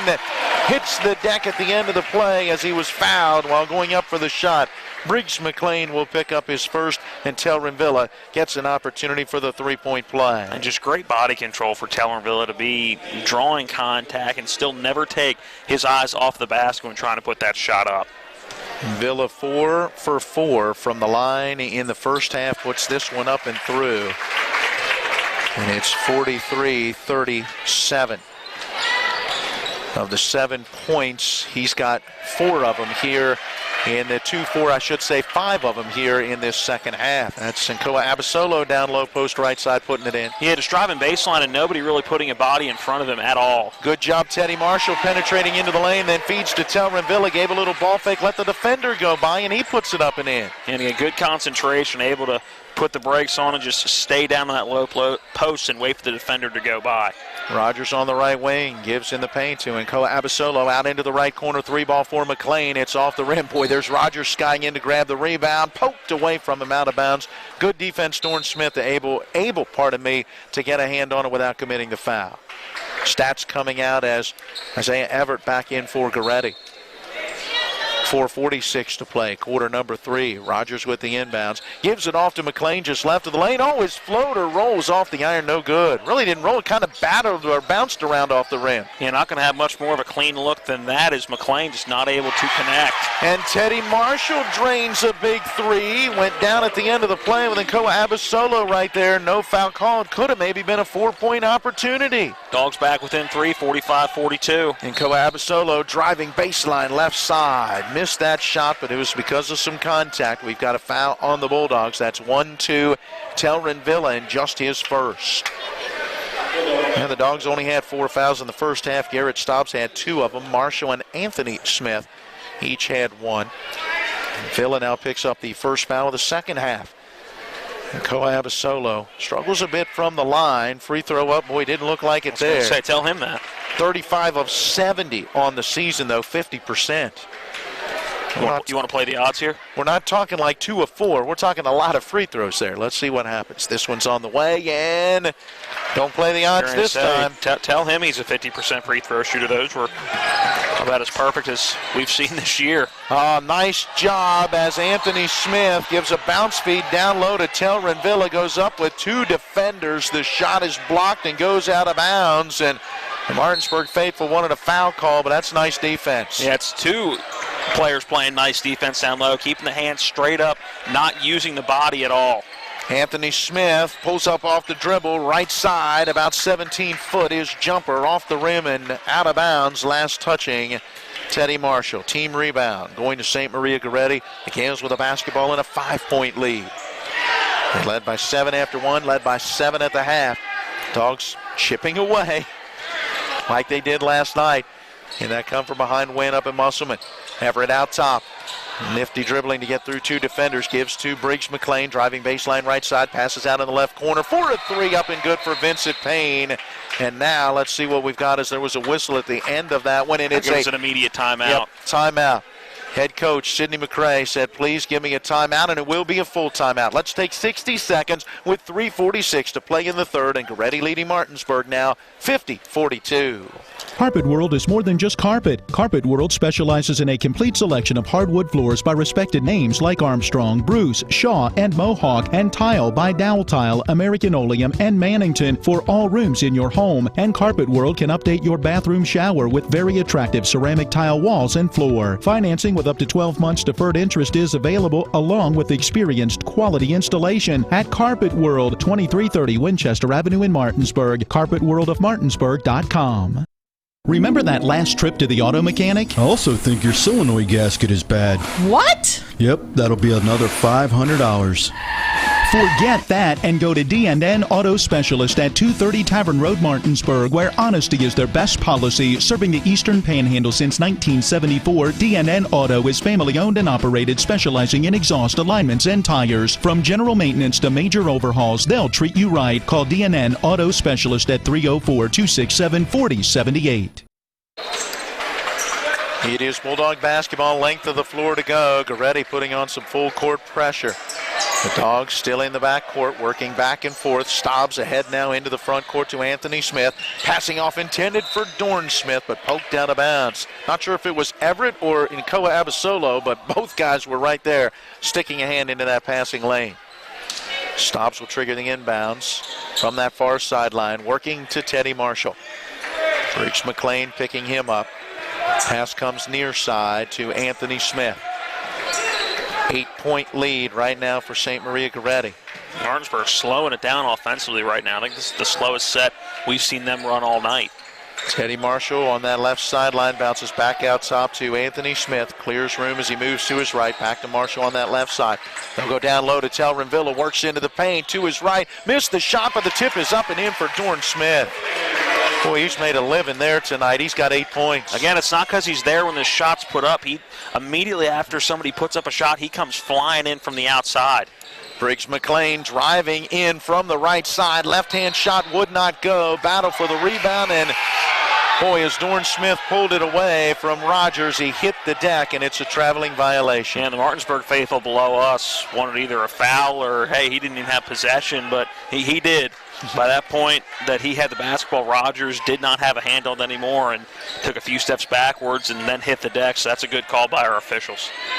Payne has it out top after the inbounds. Gorreti basketball with that lead at 50-44. Payne dribbling on the left side, gives it off. That's Agane out there to McLean in that right corner. To his left, got into the paint, passes to Everett. Left baseline, 15-footer. Rims out, no good. Villa tips the rebound. It's controlled by Anthony Smith.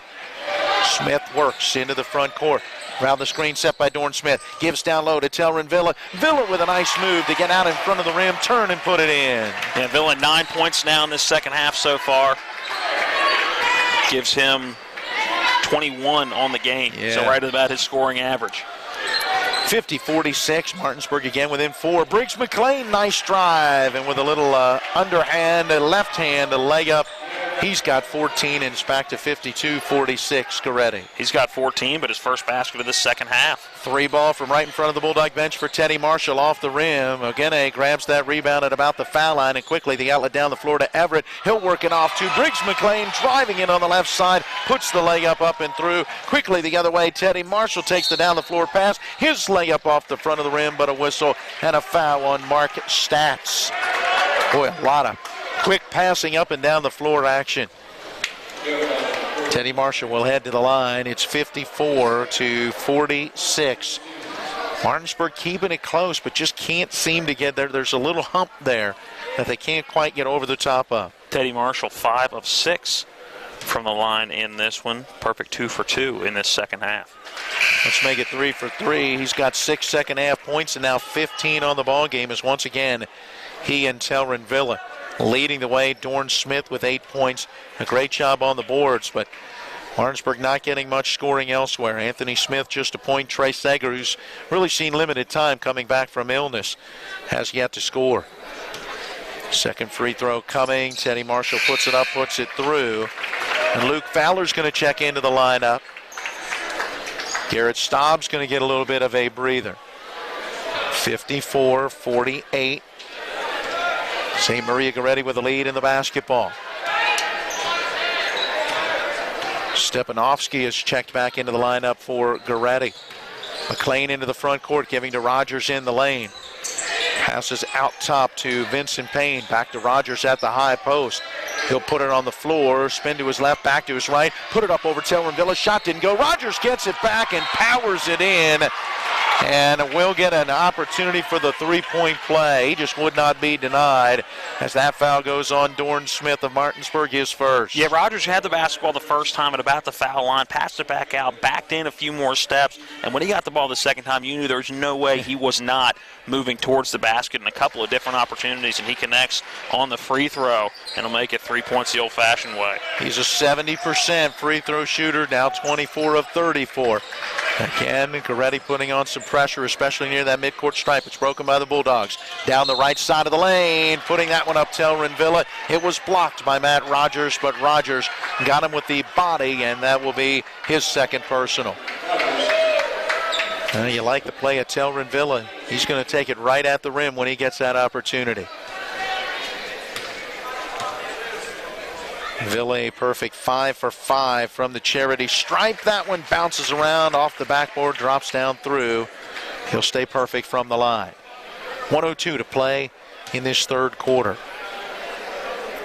Second foul shot up, and this one off the back iron, no good. Rebound grab by Luke Fowler, who's out there for his first action. Nice offensive rebound. Yeah, it came right to him. Just not a good job of boxing out for Gorreti. And Fowler was right there in the middle of the block. And now the Dogs work it to Villa from just beyond the foul line. His 16-footer is off the mark.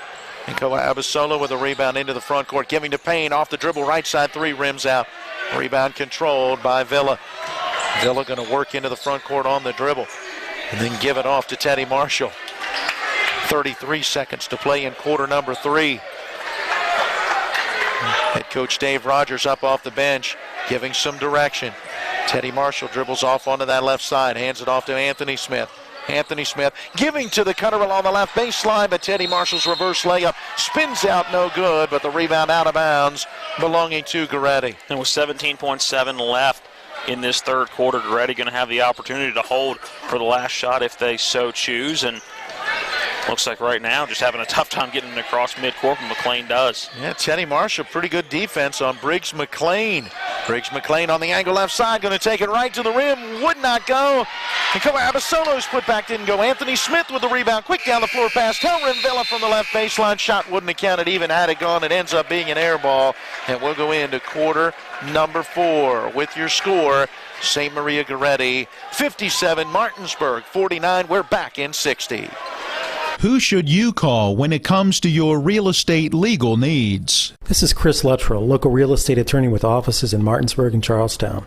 Let's be direct. Buying or selling your home is a matter not to be taken lightly.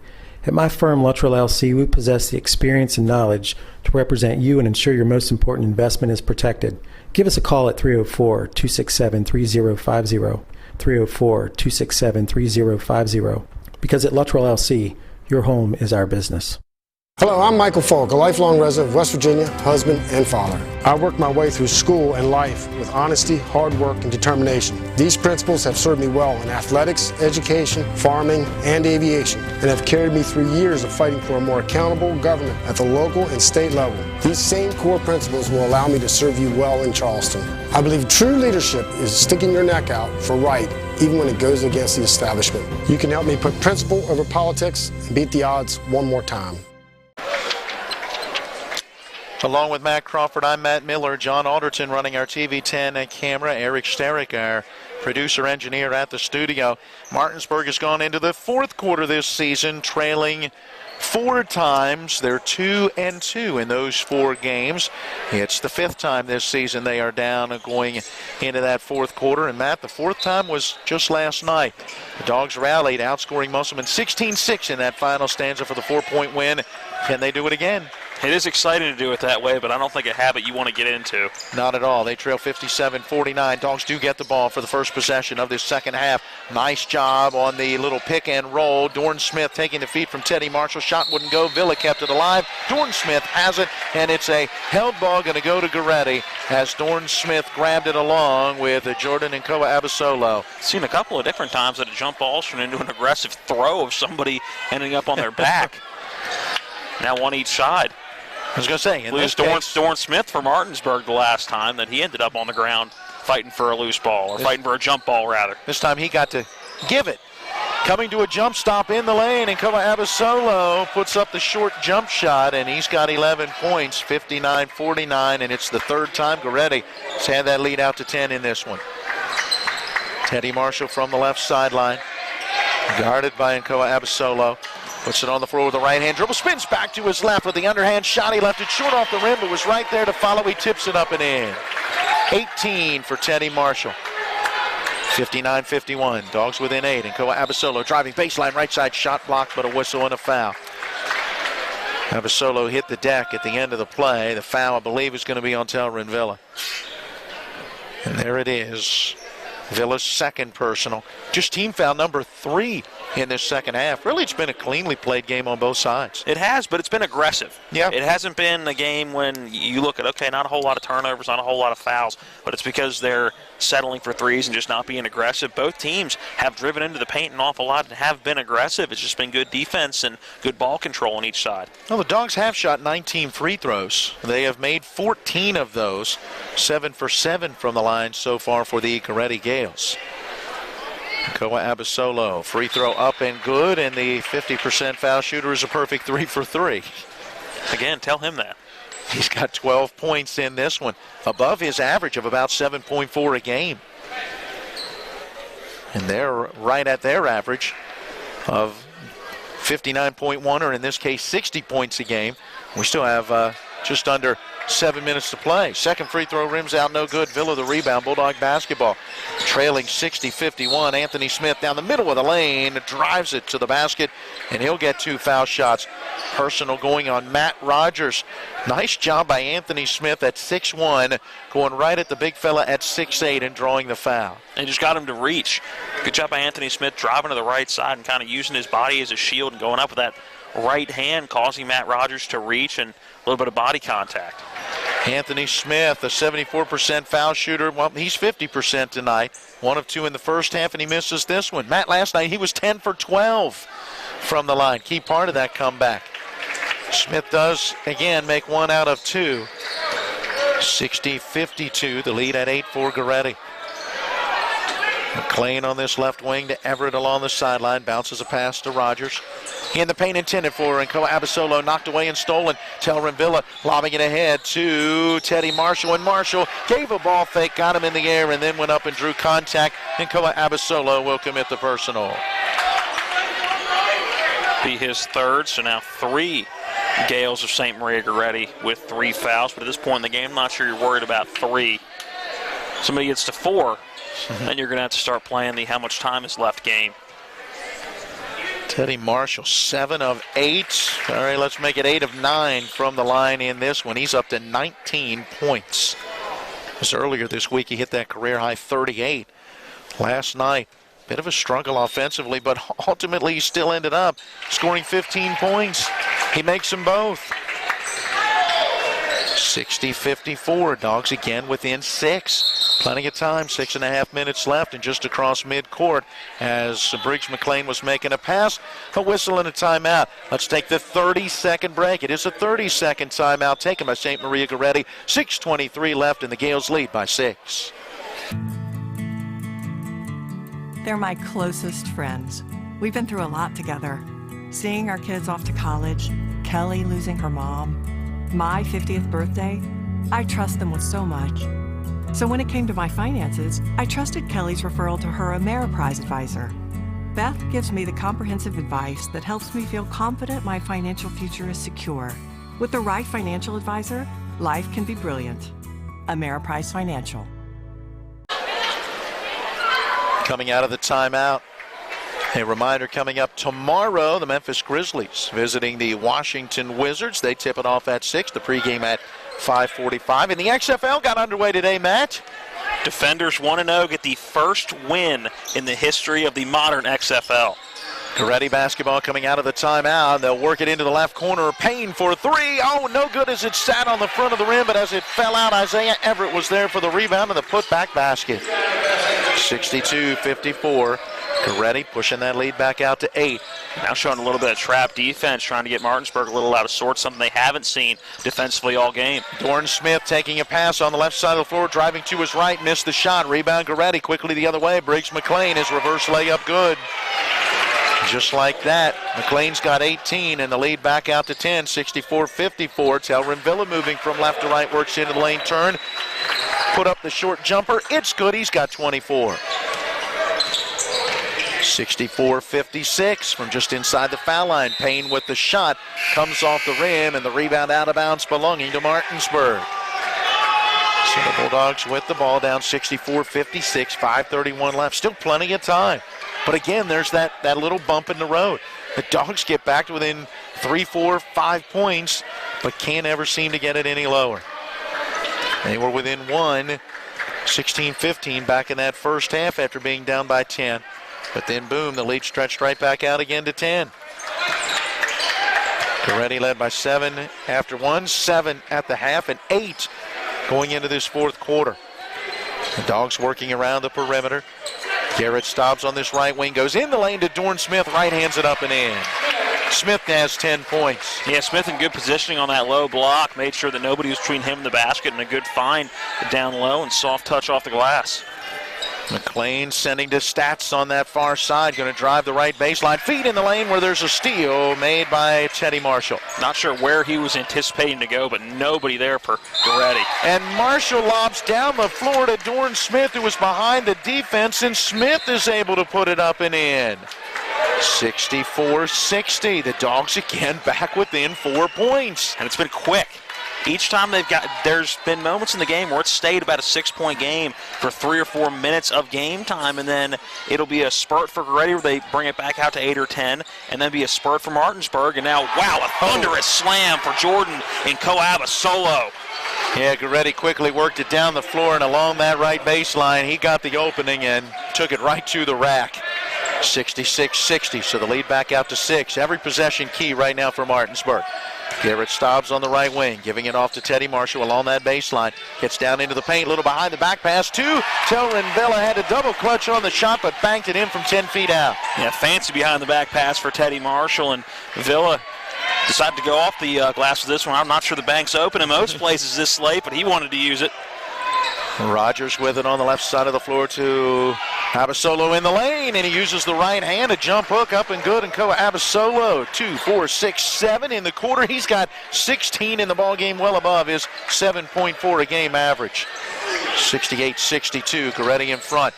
Garrett stops, trying to pass into the lane, had it knocked away. McLean keeps it from going out of bounds, but Martinsburg controls. Low post right side, Teddy Marshall had a shot blocked, but a battle for the rebound, and Dorn Smith comes up with it and puts it up and in. Been very, very impressed with Dorn Smith today, not only when it comes to points, but just where he's been able to make sure he is on the floor. Yep, he has had a nose for the ball today and has made things happen.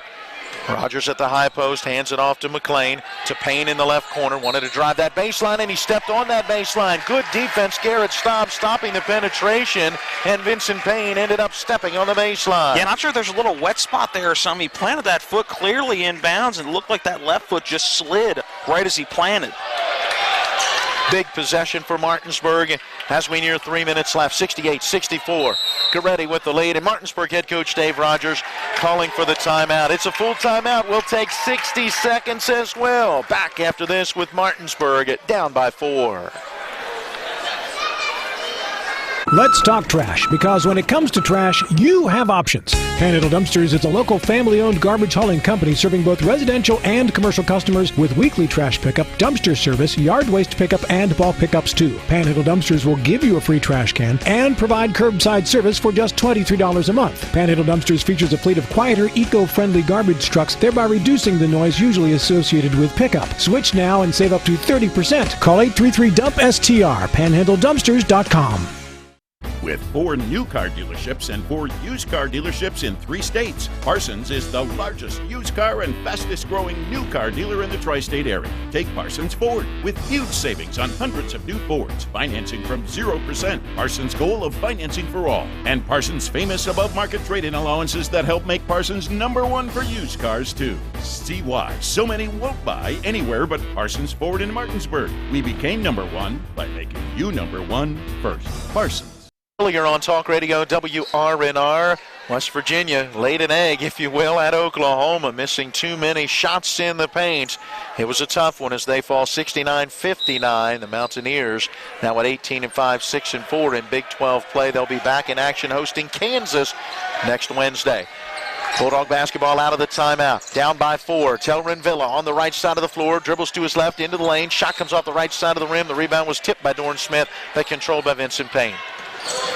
McLean into the front court for Gorreti. Giving it off to Payne on this left wing. Passing to Rogers in the corner, but tipped out of bounds by Dorn Smith. And good job defensively. Smith got out there, just couldn't control it. Tipped it into the Gorreti bench where Rogers, big 6'8 forward, will lob into the backcourt where McLean pulls it in. And right now this is going to be a battle of conditioning for Martinsburg. They are playing very, very tight defense and just hoping not to give up too many open shots. And there's one of McLean. Knocks down a 3 from the right wing, Matt. Briggs McLean with a huge bucket. That's his 3rd 3 of the ball game. 9th of 3 of the game for Gorreti as a team. 21 points now for McLean. 71-64. The Dogs work it inside but couldn't control it as Dorn Smith lost the ball. It was grabbed by Stobbs. He got it to Telrin Villa. Villa loses it. Tipped around on that far side where Marshall eventually grabs it. Now to Garrett Stobbs. Stop and pop 3 off the rim in the backboard. And Koa Abasolo drives in, jumps high, grabs the rebound, and lost his footing, hits the deck, and that is a traveling violation, and Martinsburg will get it back. Boy, a ton of action, but no points. 1:59 remaining in this one. Still a 71-64 lead for Gorreti. Good news is Martinsburg gets the basketball, though, and a chance to cut into that deficit. A little bit of a wet spot in the middle of the paint. Our referee doing a good job cleaning that up. And if I'm Martinsburg, you have to score on this possession. 7 points, and right now Gorreti is playing very well offensively as of the last minute and a half of game time. So you've got to find a way to put the ball in the bucket here. Doesn't have to be a 3, but you need points on this possession. Garrett stops, bouncing the inbounds to Dorn Smith, right of the lane from 10 feet out. His shot rims in and out, no good. Rogers the rebound, and back the other way. Here comes Gorreti. Payne with it on this left wing. Guarded there by Teddy Marshall. Skip pass across the floor. Briggs McLean has it on that far sideline. And McLean wanted that about 5 seconds earlier, jumping up and down as he's doing right now in that right corner wide open. Nobody can find him. Rogers with it now on the left side of the floor. To McLean in the lane is 10-foot turnaround jumper off the mark. Rebound stops.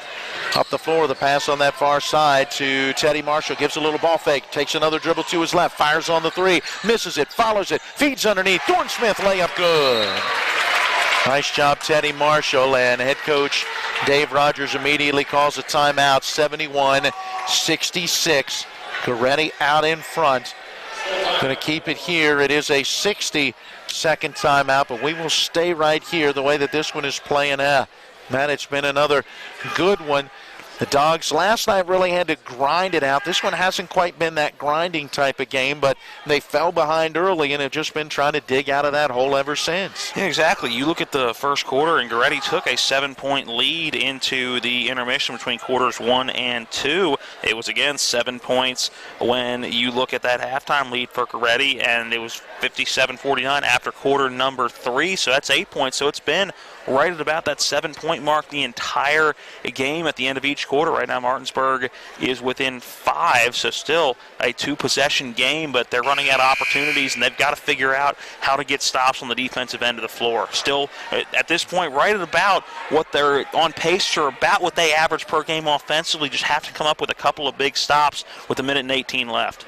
Matt, 4 different times Gorreti has had a 10-point lead. 16-6, 37-27, 59-49, 64-54.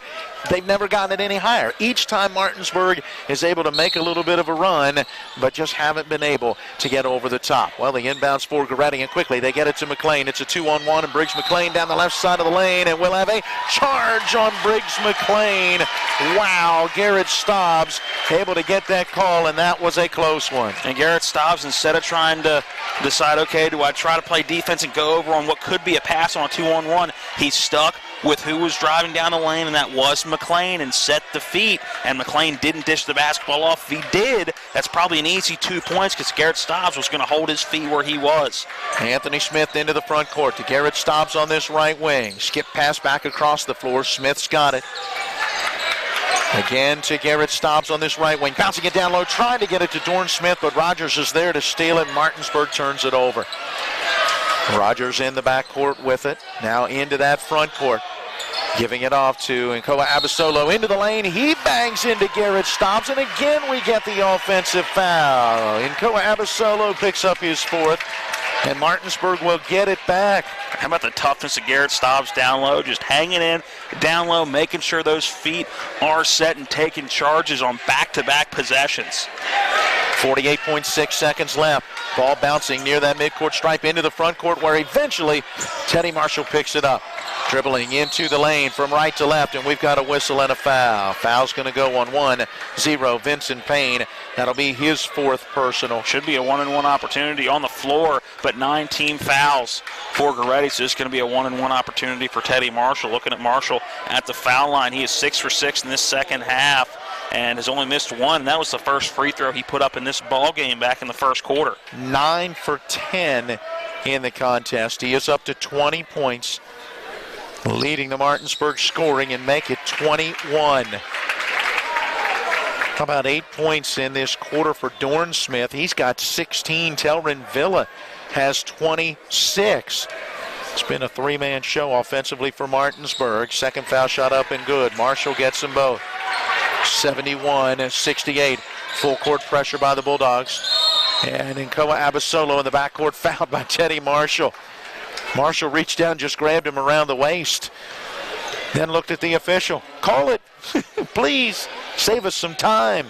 Well, yeah, and if you're wondering why that foul occurred, it's because Martinsburg, that was just team foul number 4, so they still have fouls they need to give in order to get at some point into that 1-and-1 opportunity where St. Maria Gorreti is shooting foul shots. So while you may be looking at the clock with 43.7 left and going, why are they fouling in a one-possession game?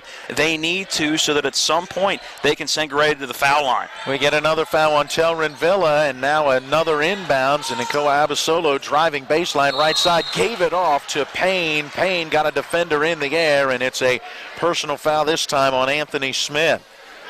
I don't believe he was in the act of shooting. Smith picks up his second. That will be just the 6th. 1, 2, 3, 4, 5. Yep, just the 6th. And it will be another inbound opportunity for Gorreti. 36.9 seconds left in the inbound. In the far corner, pulled in by Briggs McLean, immediately fouled by Teddy Marshall. He's got his third, and now McLean to the line. That's exactly who Gorreti wanted at the charity stripe. Yeah. And I'm not sure I wouldn't have let a little more time off the clock there if I was Martinsburg. With 36 seconds left, it's not like you needed to rush to get that foul. Obviously, you don't want to have to rely on a late 3 to tie it, as connecting on the first one is Briggs McLean. But I think I would have let it get down to probably 25 or 20 before I committed that foul to send Gorreti to the foul line. Briggs McLean good with the foul shot. Makes the second as well. He's got 7 in the quarter, 23 in the ball game. 73-68 St. Maria Gorreti. Anthony Smith into the front court, giving it off, intended for Telrin Villa, but it's knocked away and stolen. That is Briggs McLean driving in, and a personal foul committed from behind by Anthony Smith, reaching in for the basketball, and that will prevent the layup. But Briggs McLean will go back to the line for a couple of free throws. Costly turnover. Now you got to hope that McLean misses. Hasn't done it yet today from the foul line. 6 for 6. That means he's got 96 made free throws now on the season. This foul shot on the way, and it's good. Now they have been clutch from the line in this one. As a team have missed just one free throw. 11 of 12 before that one. McLean rattles it around but drops it through. It's up to a 75-68 Gorreti lead. Stobbs on the right side of the floor, driving to his left into the lane. His short floater is up and good. Timeout taken by Martinsburg, stopping the clock with 20.3 seconds left. Back within 5 at 75-70. Looking back, 1, 2, 3, 4. I'd still have Martinsburg with one timeout left. Gorreti still has 2 timeouts left. Well, we've gotten everything you could have expected, and I think even more in this ball game when you consider that Martinsburg was on the floor less than 24 full hours ago and played such a gritty type of game. It took a lot of effort to get a 54-50 win at Musselman last night. Whether they win this or lose this right now, down by 5 with 20 seconds left, I think the Dogs are going to be a better team at the end of this one for this game today. Yeah, well, you couldn't have asked for 2 better games. These are the 2, I think, probably best games overall, or at least tightest games and most well-played games that Martinsburg has played all year in the last 2 nights they've been out. Full court pressure, and Rogers struggling, eventually able to get it into Abasolo in the backcourt, and he's fouled from behind by Teddy Marshall. That's now the 4th on Marshall. Nothing says danger like a bounce pass going to half court. If you're St. Maria Gorreti, not the pass you want, and that is a long skip to get it from the baseline to half court on the bounce pass, but just able to get it in, and Nkoa Abasolo will go to the line. All right, a 50% foul shooter coming in. He's made 3 of 4. Scored well above his season average of 7.4, and he misses this foul shot. Rebound, Telrin Villa up that far side, now working to the middle of the floor. Leaps into the air, sends it off to Garrett Stobbs. Stobbs down to that right corner, giving back to Villa. Down to 11, down to 10. Villa turns, fires 3, off the rim, no good. Rebound knocked around. Briggs McLean has it on that far side of the floor, and he's going to dribble away from traffic, and the final horn will sound, and the final score will be St. Maria Gorreti 75 and Martinsburg 70, and the Bulldogs will see their 10-game winning streak come to a close. A gritty effort. They fell behind early and just could never get over the top as St. Maria Gorreti picks up the victory to improve to 10-16. Martinsburg now at 13-3. We'll come back and tell you all about it as we get into our post-game show brought to you by the Mirius Group and Ameriprise Financial. A 2-minute timeout, then we return to the Martinsburg Fieldhouse, where again your final St. Maria Gorreti 75 and Martinsburg 70. Hi, this is Eric from Hagerstown Ford. I keep telling you that Hagerstown Ford has completely changed the car buying experience forever. And with a return policy easier than Walmart, Hagerstown Ford has a goal to deliver 350 cars and trucks per month. And when I say deliver, I mean deliver to you, where you are, just like Amazon does. And if you don't want it, return it. No questions asked. The only way Hagerstown Ford can accomplish this extremely aggressive goal is to make the car buying process fast and easy. We simply refuse to play the dumb back and forth games that most dealerships want to play. There's absolutely no reason for you to waste your precious time at a car dealership. I assure you, there is no dealership from Winchester, Virginia to Washington, D.C. that can beat our price. There's no dealership that will allow you to return your new car if you don't want it. Hagerstown Ford absolutely has the best price, and we'll bring the car to you. And if you don't want it, return it, period. No questions asked. There's no reason to buy anywhere else.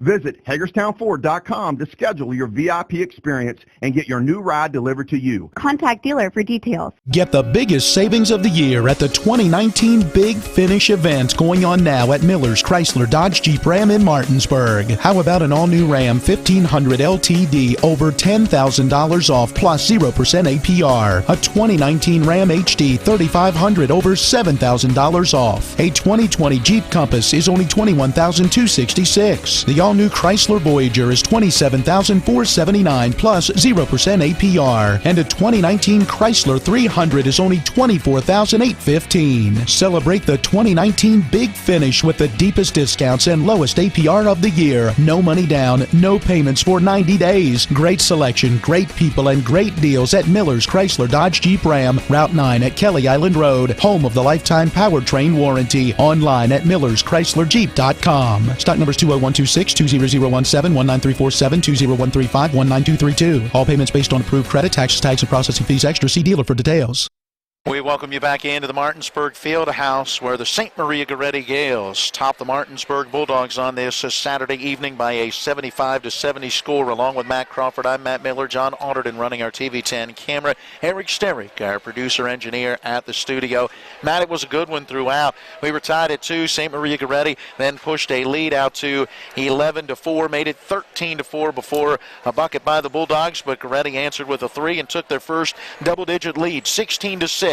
At 10 points, but the Bulldogs started whittling away a little bit and got it back down to just a 7-point deficit after one, 23-16. They continued to whittle away, but again, Gorreti with a nice run pushed it back out to a 10-point lead late in that first half, 37-27, and it was a 3 right at the end of the half that was knocked down by Teddy Marshall to cut the deficit again to 7 at the half, 37-30 in quarter number 3. Martinsburg got off to a nice start, but it was St. Maria Gorreti able to answer, and ultimately Gorreti outscores Martinsburg 20-19 in that third quarter as they pushed the lead out to 8 at 57-49, got it back out to 10 points again at 59-49, but the Dogs again trying to rally would get it back down to about 6 points before the Gales had their fourth 10-point lead of the game at 64-54. At that point, Martinsburg again whittling their way back into the ball game, cut it down to 4 at 68-64, but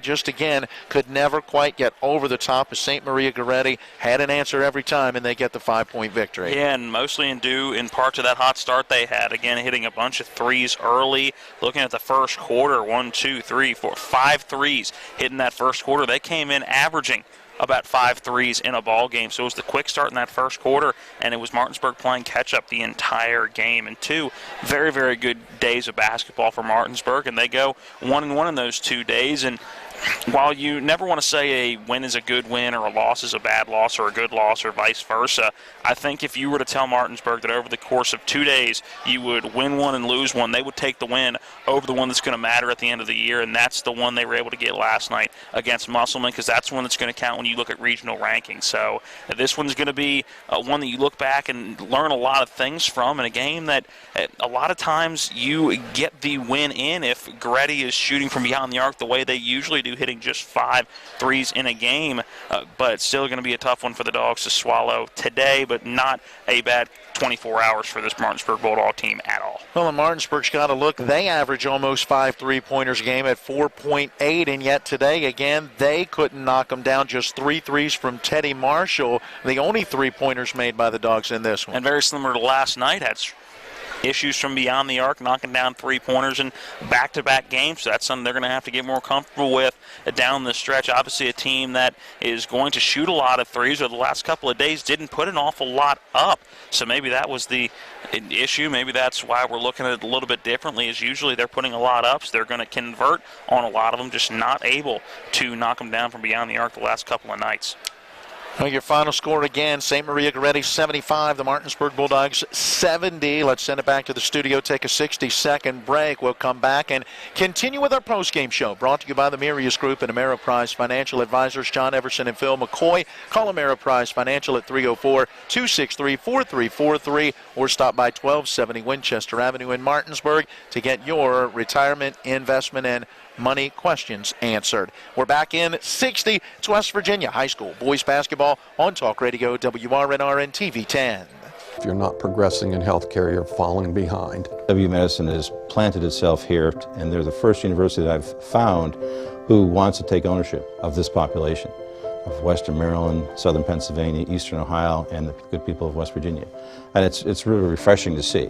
I was able to do things that the patients were going away for, which is good for the patients, and it's good for us because we have more resources. Certainly has helped take us to another level. W. Harley Miller Systems understands the need and desire for reliable and affordable smart home solutions.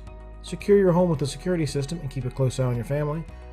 Automate your home with a Control4 system and have smart technology work as one. Set daily schedules to control your thermostats. Push a button and set the mood for dinner by dimming lights and playing music, or just sit back and enjoy a movie in your own home theater. Put decades of experience to work for you. Visit us at WHMsystems.com or call 304-350-1931. Back again here at the Martinsburg Field House. Time to take a look at some of the numbers from this one. Matt, why don't you start with our individual totals? They look like this for Martinsburg. 16 points for Doran Smith, 26 for Telrin Villa, 4 for Garrett Stobbs, 22 for Teddy Marshall, and 2 for Anthony Smith. For St. Maria Gorreti, the individual numbers look like so. 25 for Briggs McLean, 13 for Vincent Payne. Matt Rogers finished with 17, 16 for Jordan Nkoa Abasolo, and 4 for Isaiah Everett. Matt, some team numbers. All right, let's start with the three-pointers, a huge part of this ball game, as St. Maria Gorreti knocked down 9 threes in the contest. Martinsburg could answer with only 3. And how about the free throw shooting? 12 of 14 for St. Maria Gorreti. They were a 64% foul shooting team coming in, shot 86% today. Put that together with the additional three-pointers, and that's how they get out of here with a 75-70 win. That'll do it. Every a lot of time. times it's going to be at the charity stripe that decides the winner and loser of the game. But, I mean, you look at Martinsburg, they didn't shoot back from the line as well. They did what they needed to do and have done what they needed to do the last 2 nights, because a very good night at the charity stripe at Musselman last night as well. Yep, 76% they shoot in this one, 19 of 25 from the foul line for the Bulldogs. Again, not bad, but not quite enough to keep up with the Gales. I had the Bulldogs at plus 5 in rebounding, 33-28, and each team at 11 turnovers, 13 fouls for Martinsburg and 16 for St. Maria Gorreti. The Gales are now 10 and 16. Martinsburg falling to 13 and 3. And the interesting stat: Martinsburg suffers a loss when scoring 70 points for just the second time in their last 93 games. They are now 91 and 2. That's over an 8-year span. They fall to 9 and 1 this year when scoring 70 or more points. Last year they went 11 and 0 when they hit that 70-point plateau. But tonight, one of those ones they just couldn't score enough. It's a good run. That's still a very good stat to have when you score 70 points. All right, let's take our final 60-second break. On the other side, we'll name our player of the game, and as well, we'll look at what is next for both of these teams and set you up for our next broadcast as well. One more time, your final from the field house. It is St. Maria Gorreti 75, Martinsburg 70. Let's talk trash, because when it comes to trash, you have options. Panhandle Dumpsters is a local family-owned garbage hauling company serving both residential and commercial customers with weekly trash pickup, dumpster service, yard waste pickup, and bulk pickups too. Panhandle Dumpsters will give you a free trash can and provide curbside service for just $23 a month. Panhandle Dumpsters features a fleet of quieter, eco-friendly garbage trucks, thereby reducing the noise usually associated with pickup. Switch now and save up to 30%. Call 833-DUMP-STR, panhandledumpsters.com. Carpet World is more than just carpet. Carpet World specializes in a complete selection of hardwood floors by respected names like Armstrong, Bruce, Shaw, and Mohawk, and tile by Dowell Tile, American Oleum, and Mannington for all rooms in your home. And Carpet World can update your bathroom shower with very attractive ceramic tile walls and floor. Financing with up to 12 months deferred interest is available, along with experienced quality installation at Carpet World, 2330 Winchester Avenue in Martinsburg. CarpetWorldofMartinsburg.com. We welcome you back into the Martinsburg Fieldhouse one final time, wrapping up our Mirius Group and Ameriprise Financial post-game show. First with our player of the game. Boy, we could go many directions, maybe even name one for each team, because obviously Briggs McLean with 25 points was a steadying force throughout this ball game for the St. Maria Gorreti Gales. Telrin Villa, a strong effort with 26 for the Dogs, and Teddy Marshall, 22, including 11 of 12 from the foul line. I'm not going with anybody you said on the Martinsburg side. All right. I completely agree that Briggs McLean is the player of the game for the Gales. I think I'm giving the player of the game to Martinsburg to Dorn Smith. I figured where you might go. I think 16 points for him. And Trey Sager has been out this week due to illness, and Dorn Smith has played a lot of minutes. And not only did he score 16 points, was in a lot of good positions down low to get even more points than that. Played good defense against what was a severe size mismatch against 6'8" Matt Rogers, kept him to just 17 points, which was part of the reason that the Dogs were able to keep him to 17 points. But I was very, very impressed with Dorn Smith tonight. Came in averaging just about 9 points a game to finish with 16 and play as hard as he did and play as well as he did around the basket. He's my vote for player of the game. He didn't come out a lot either. Put forth an awful lot of an effort for being out there so much coming right off of that game last night. So there you go. Congratulations, Briggs McLean and Dorn Smith, our players of the game. All right, let's set it up for St. Maria Gorreti. Coming up next, it'll be Monday night. It's senior night over at Gorreti as they'll take on St. James. Meanwhile, for the Martinsburg Bulldogs, Matt, you ready for a little time off? The Dogs will not play until next Friday at Spring Mills. After that, they play on February 18th at Tuscarora, Friday the 21st at Hedgesville.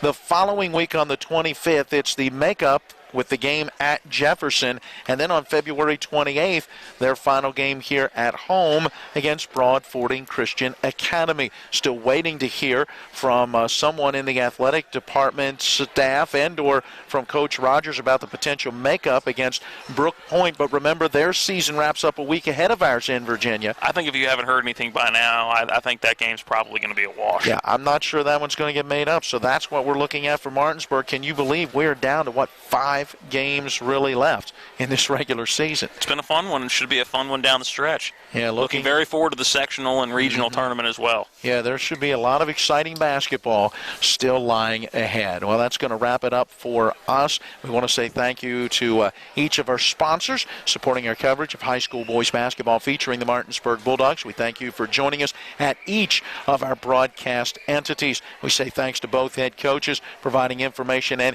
interviews for today's broadcast. Thanks as well goes out to athletic directors Brian Sine and Davis Moore, Principal Trent Sherman for all of their help and support with our broadcast, and thanks to everyone here at the Fieldhouse for their hospitality getting us on the air here today. Our studio engineer is Eric Sterick, our cameraman John Alderton. For Matt Crawford, I'm Matt Miller, reminding you today's final score, St. Maria Gorreti 75 and Martinsburg 70. Until next Friday, so long everyone. You've been listening to West Virginia High School Basketball featuring the Martinsburg Bulldogs. Today's game has been brought to you by Miller Honda of Winchester, the Mirius Group at Ameriprise Financial, Parsons Ford, Smallwood Small Insurance, Miller's Chrysler Dodge Jeep Ram, the Berkeley County Health Department, Luttrell LC Real Estate Attorney, Mike Folk for Governor, W. Harley Miller Systems, Carpet World, Bechtel Jewelers, Hagerstown Ford, the Brown Funeral Homes, WVU Medicine, and Panhandle Dumpsters. For the continued excitement of high school, college, and NBA basketball, keep it tuned to Talk Radio WRNR Martinsburg. All rights reserved.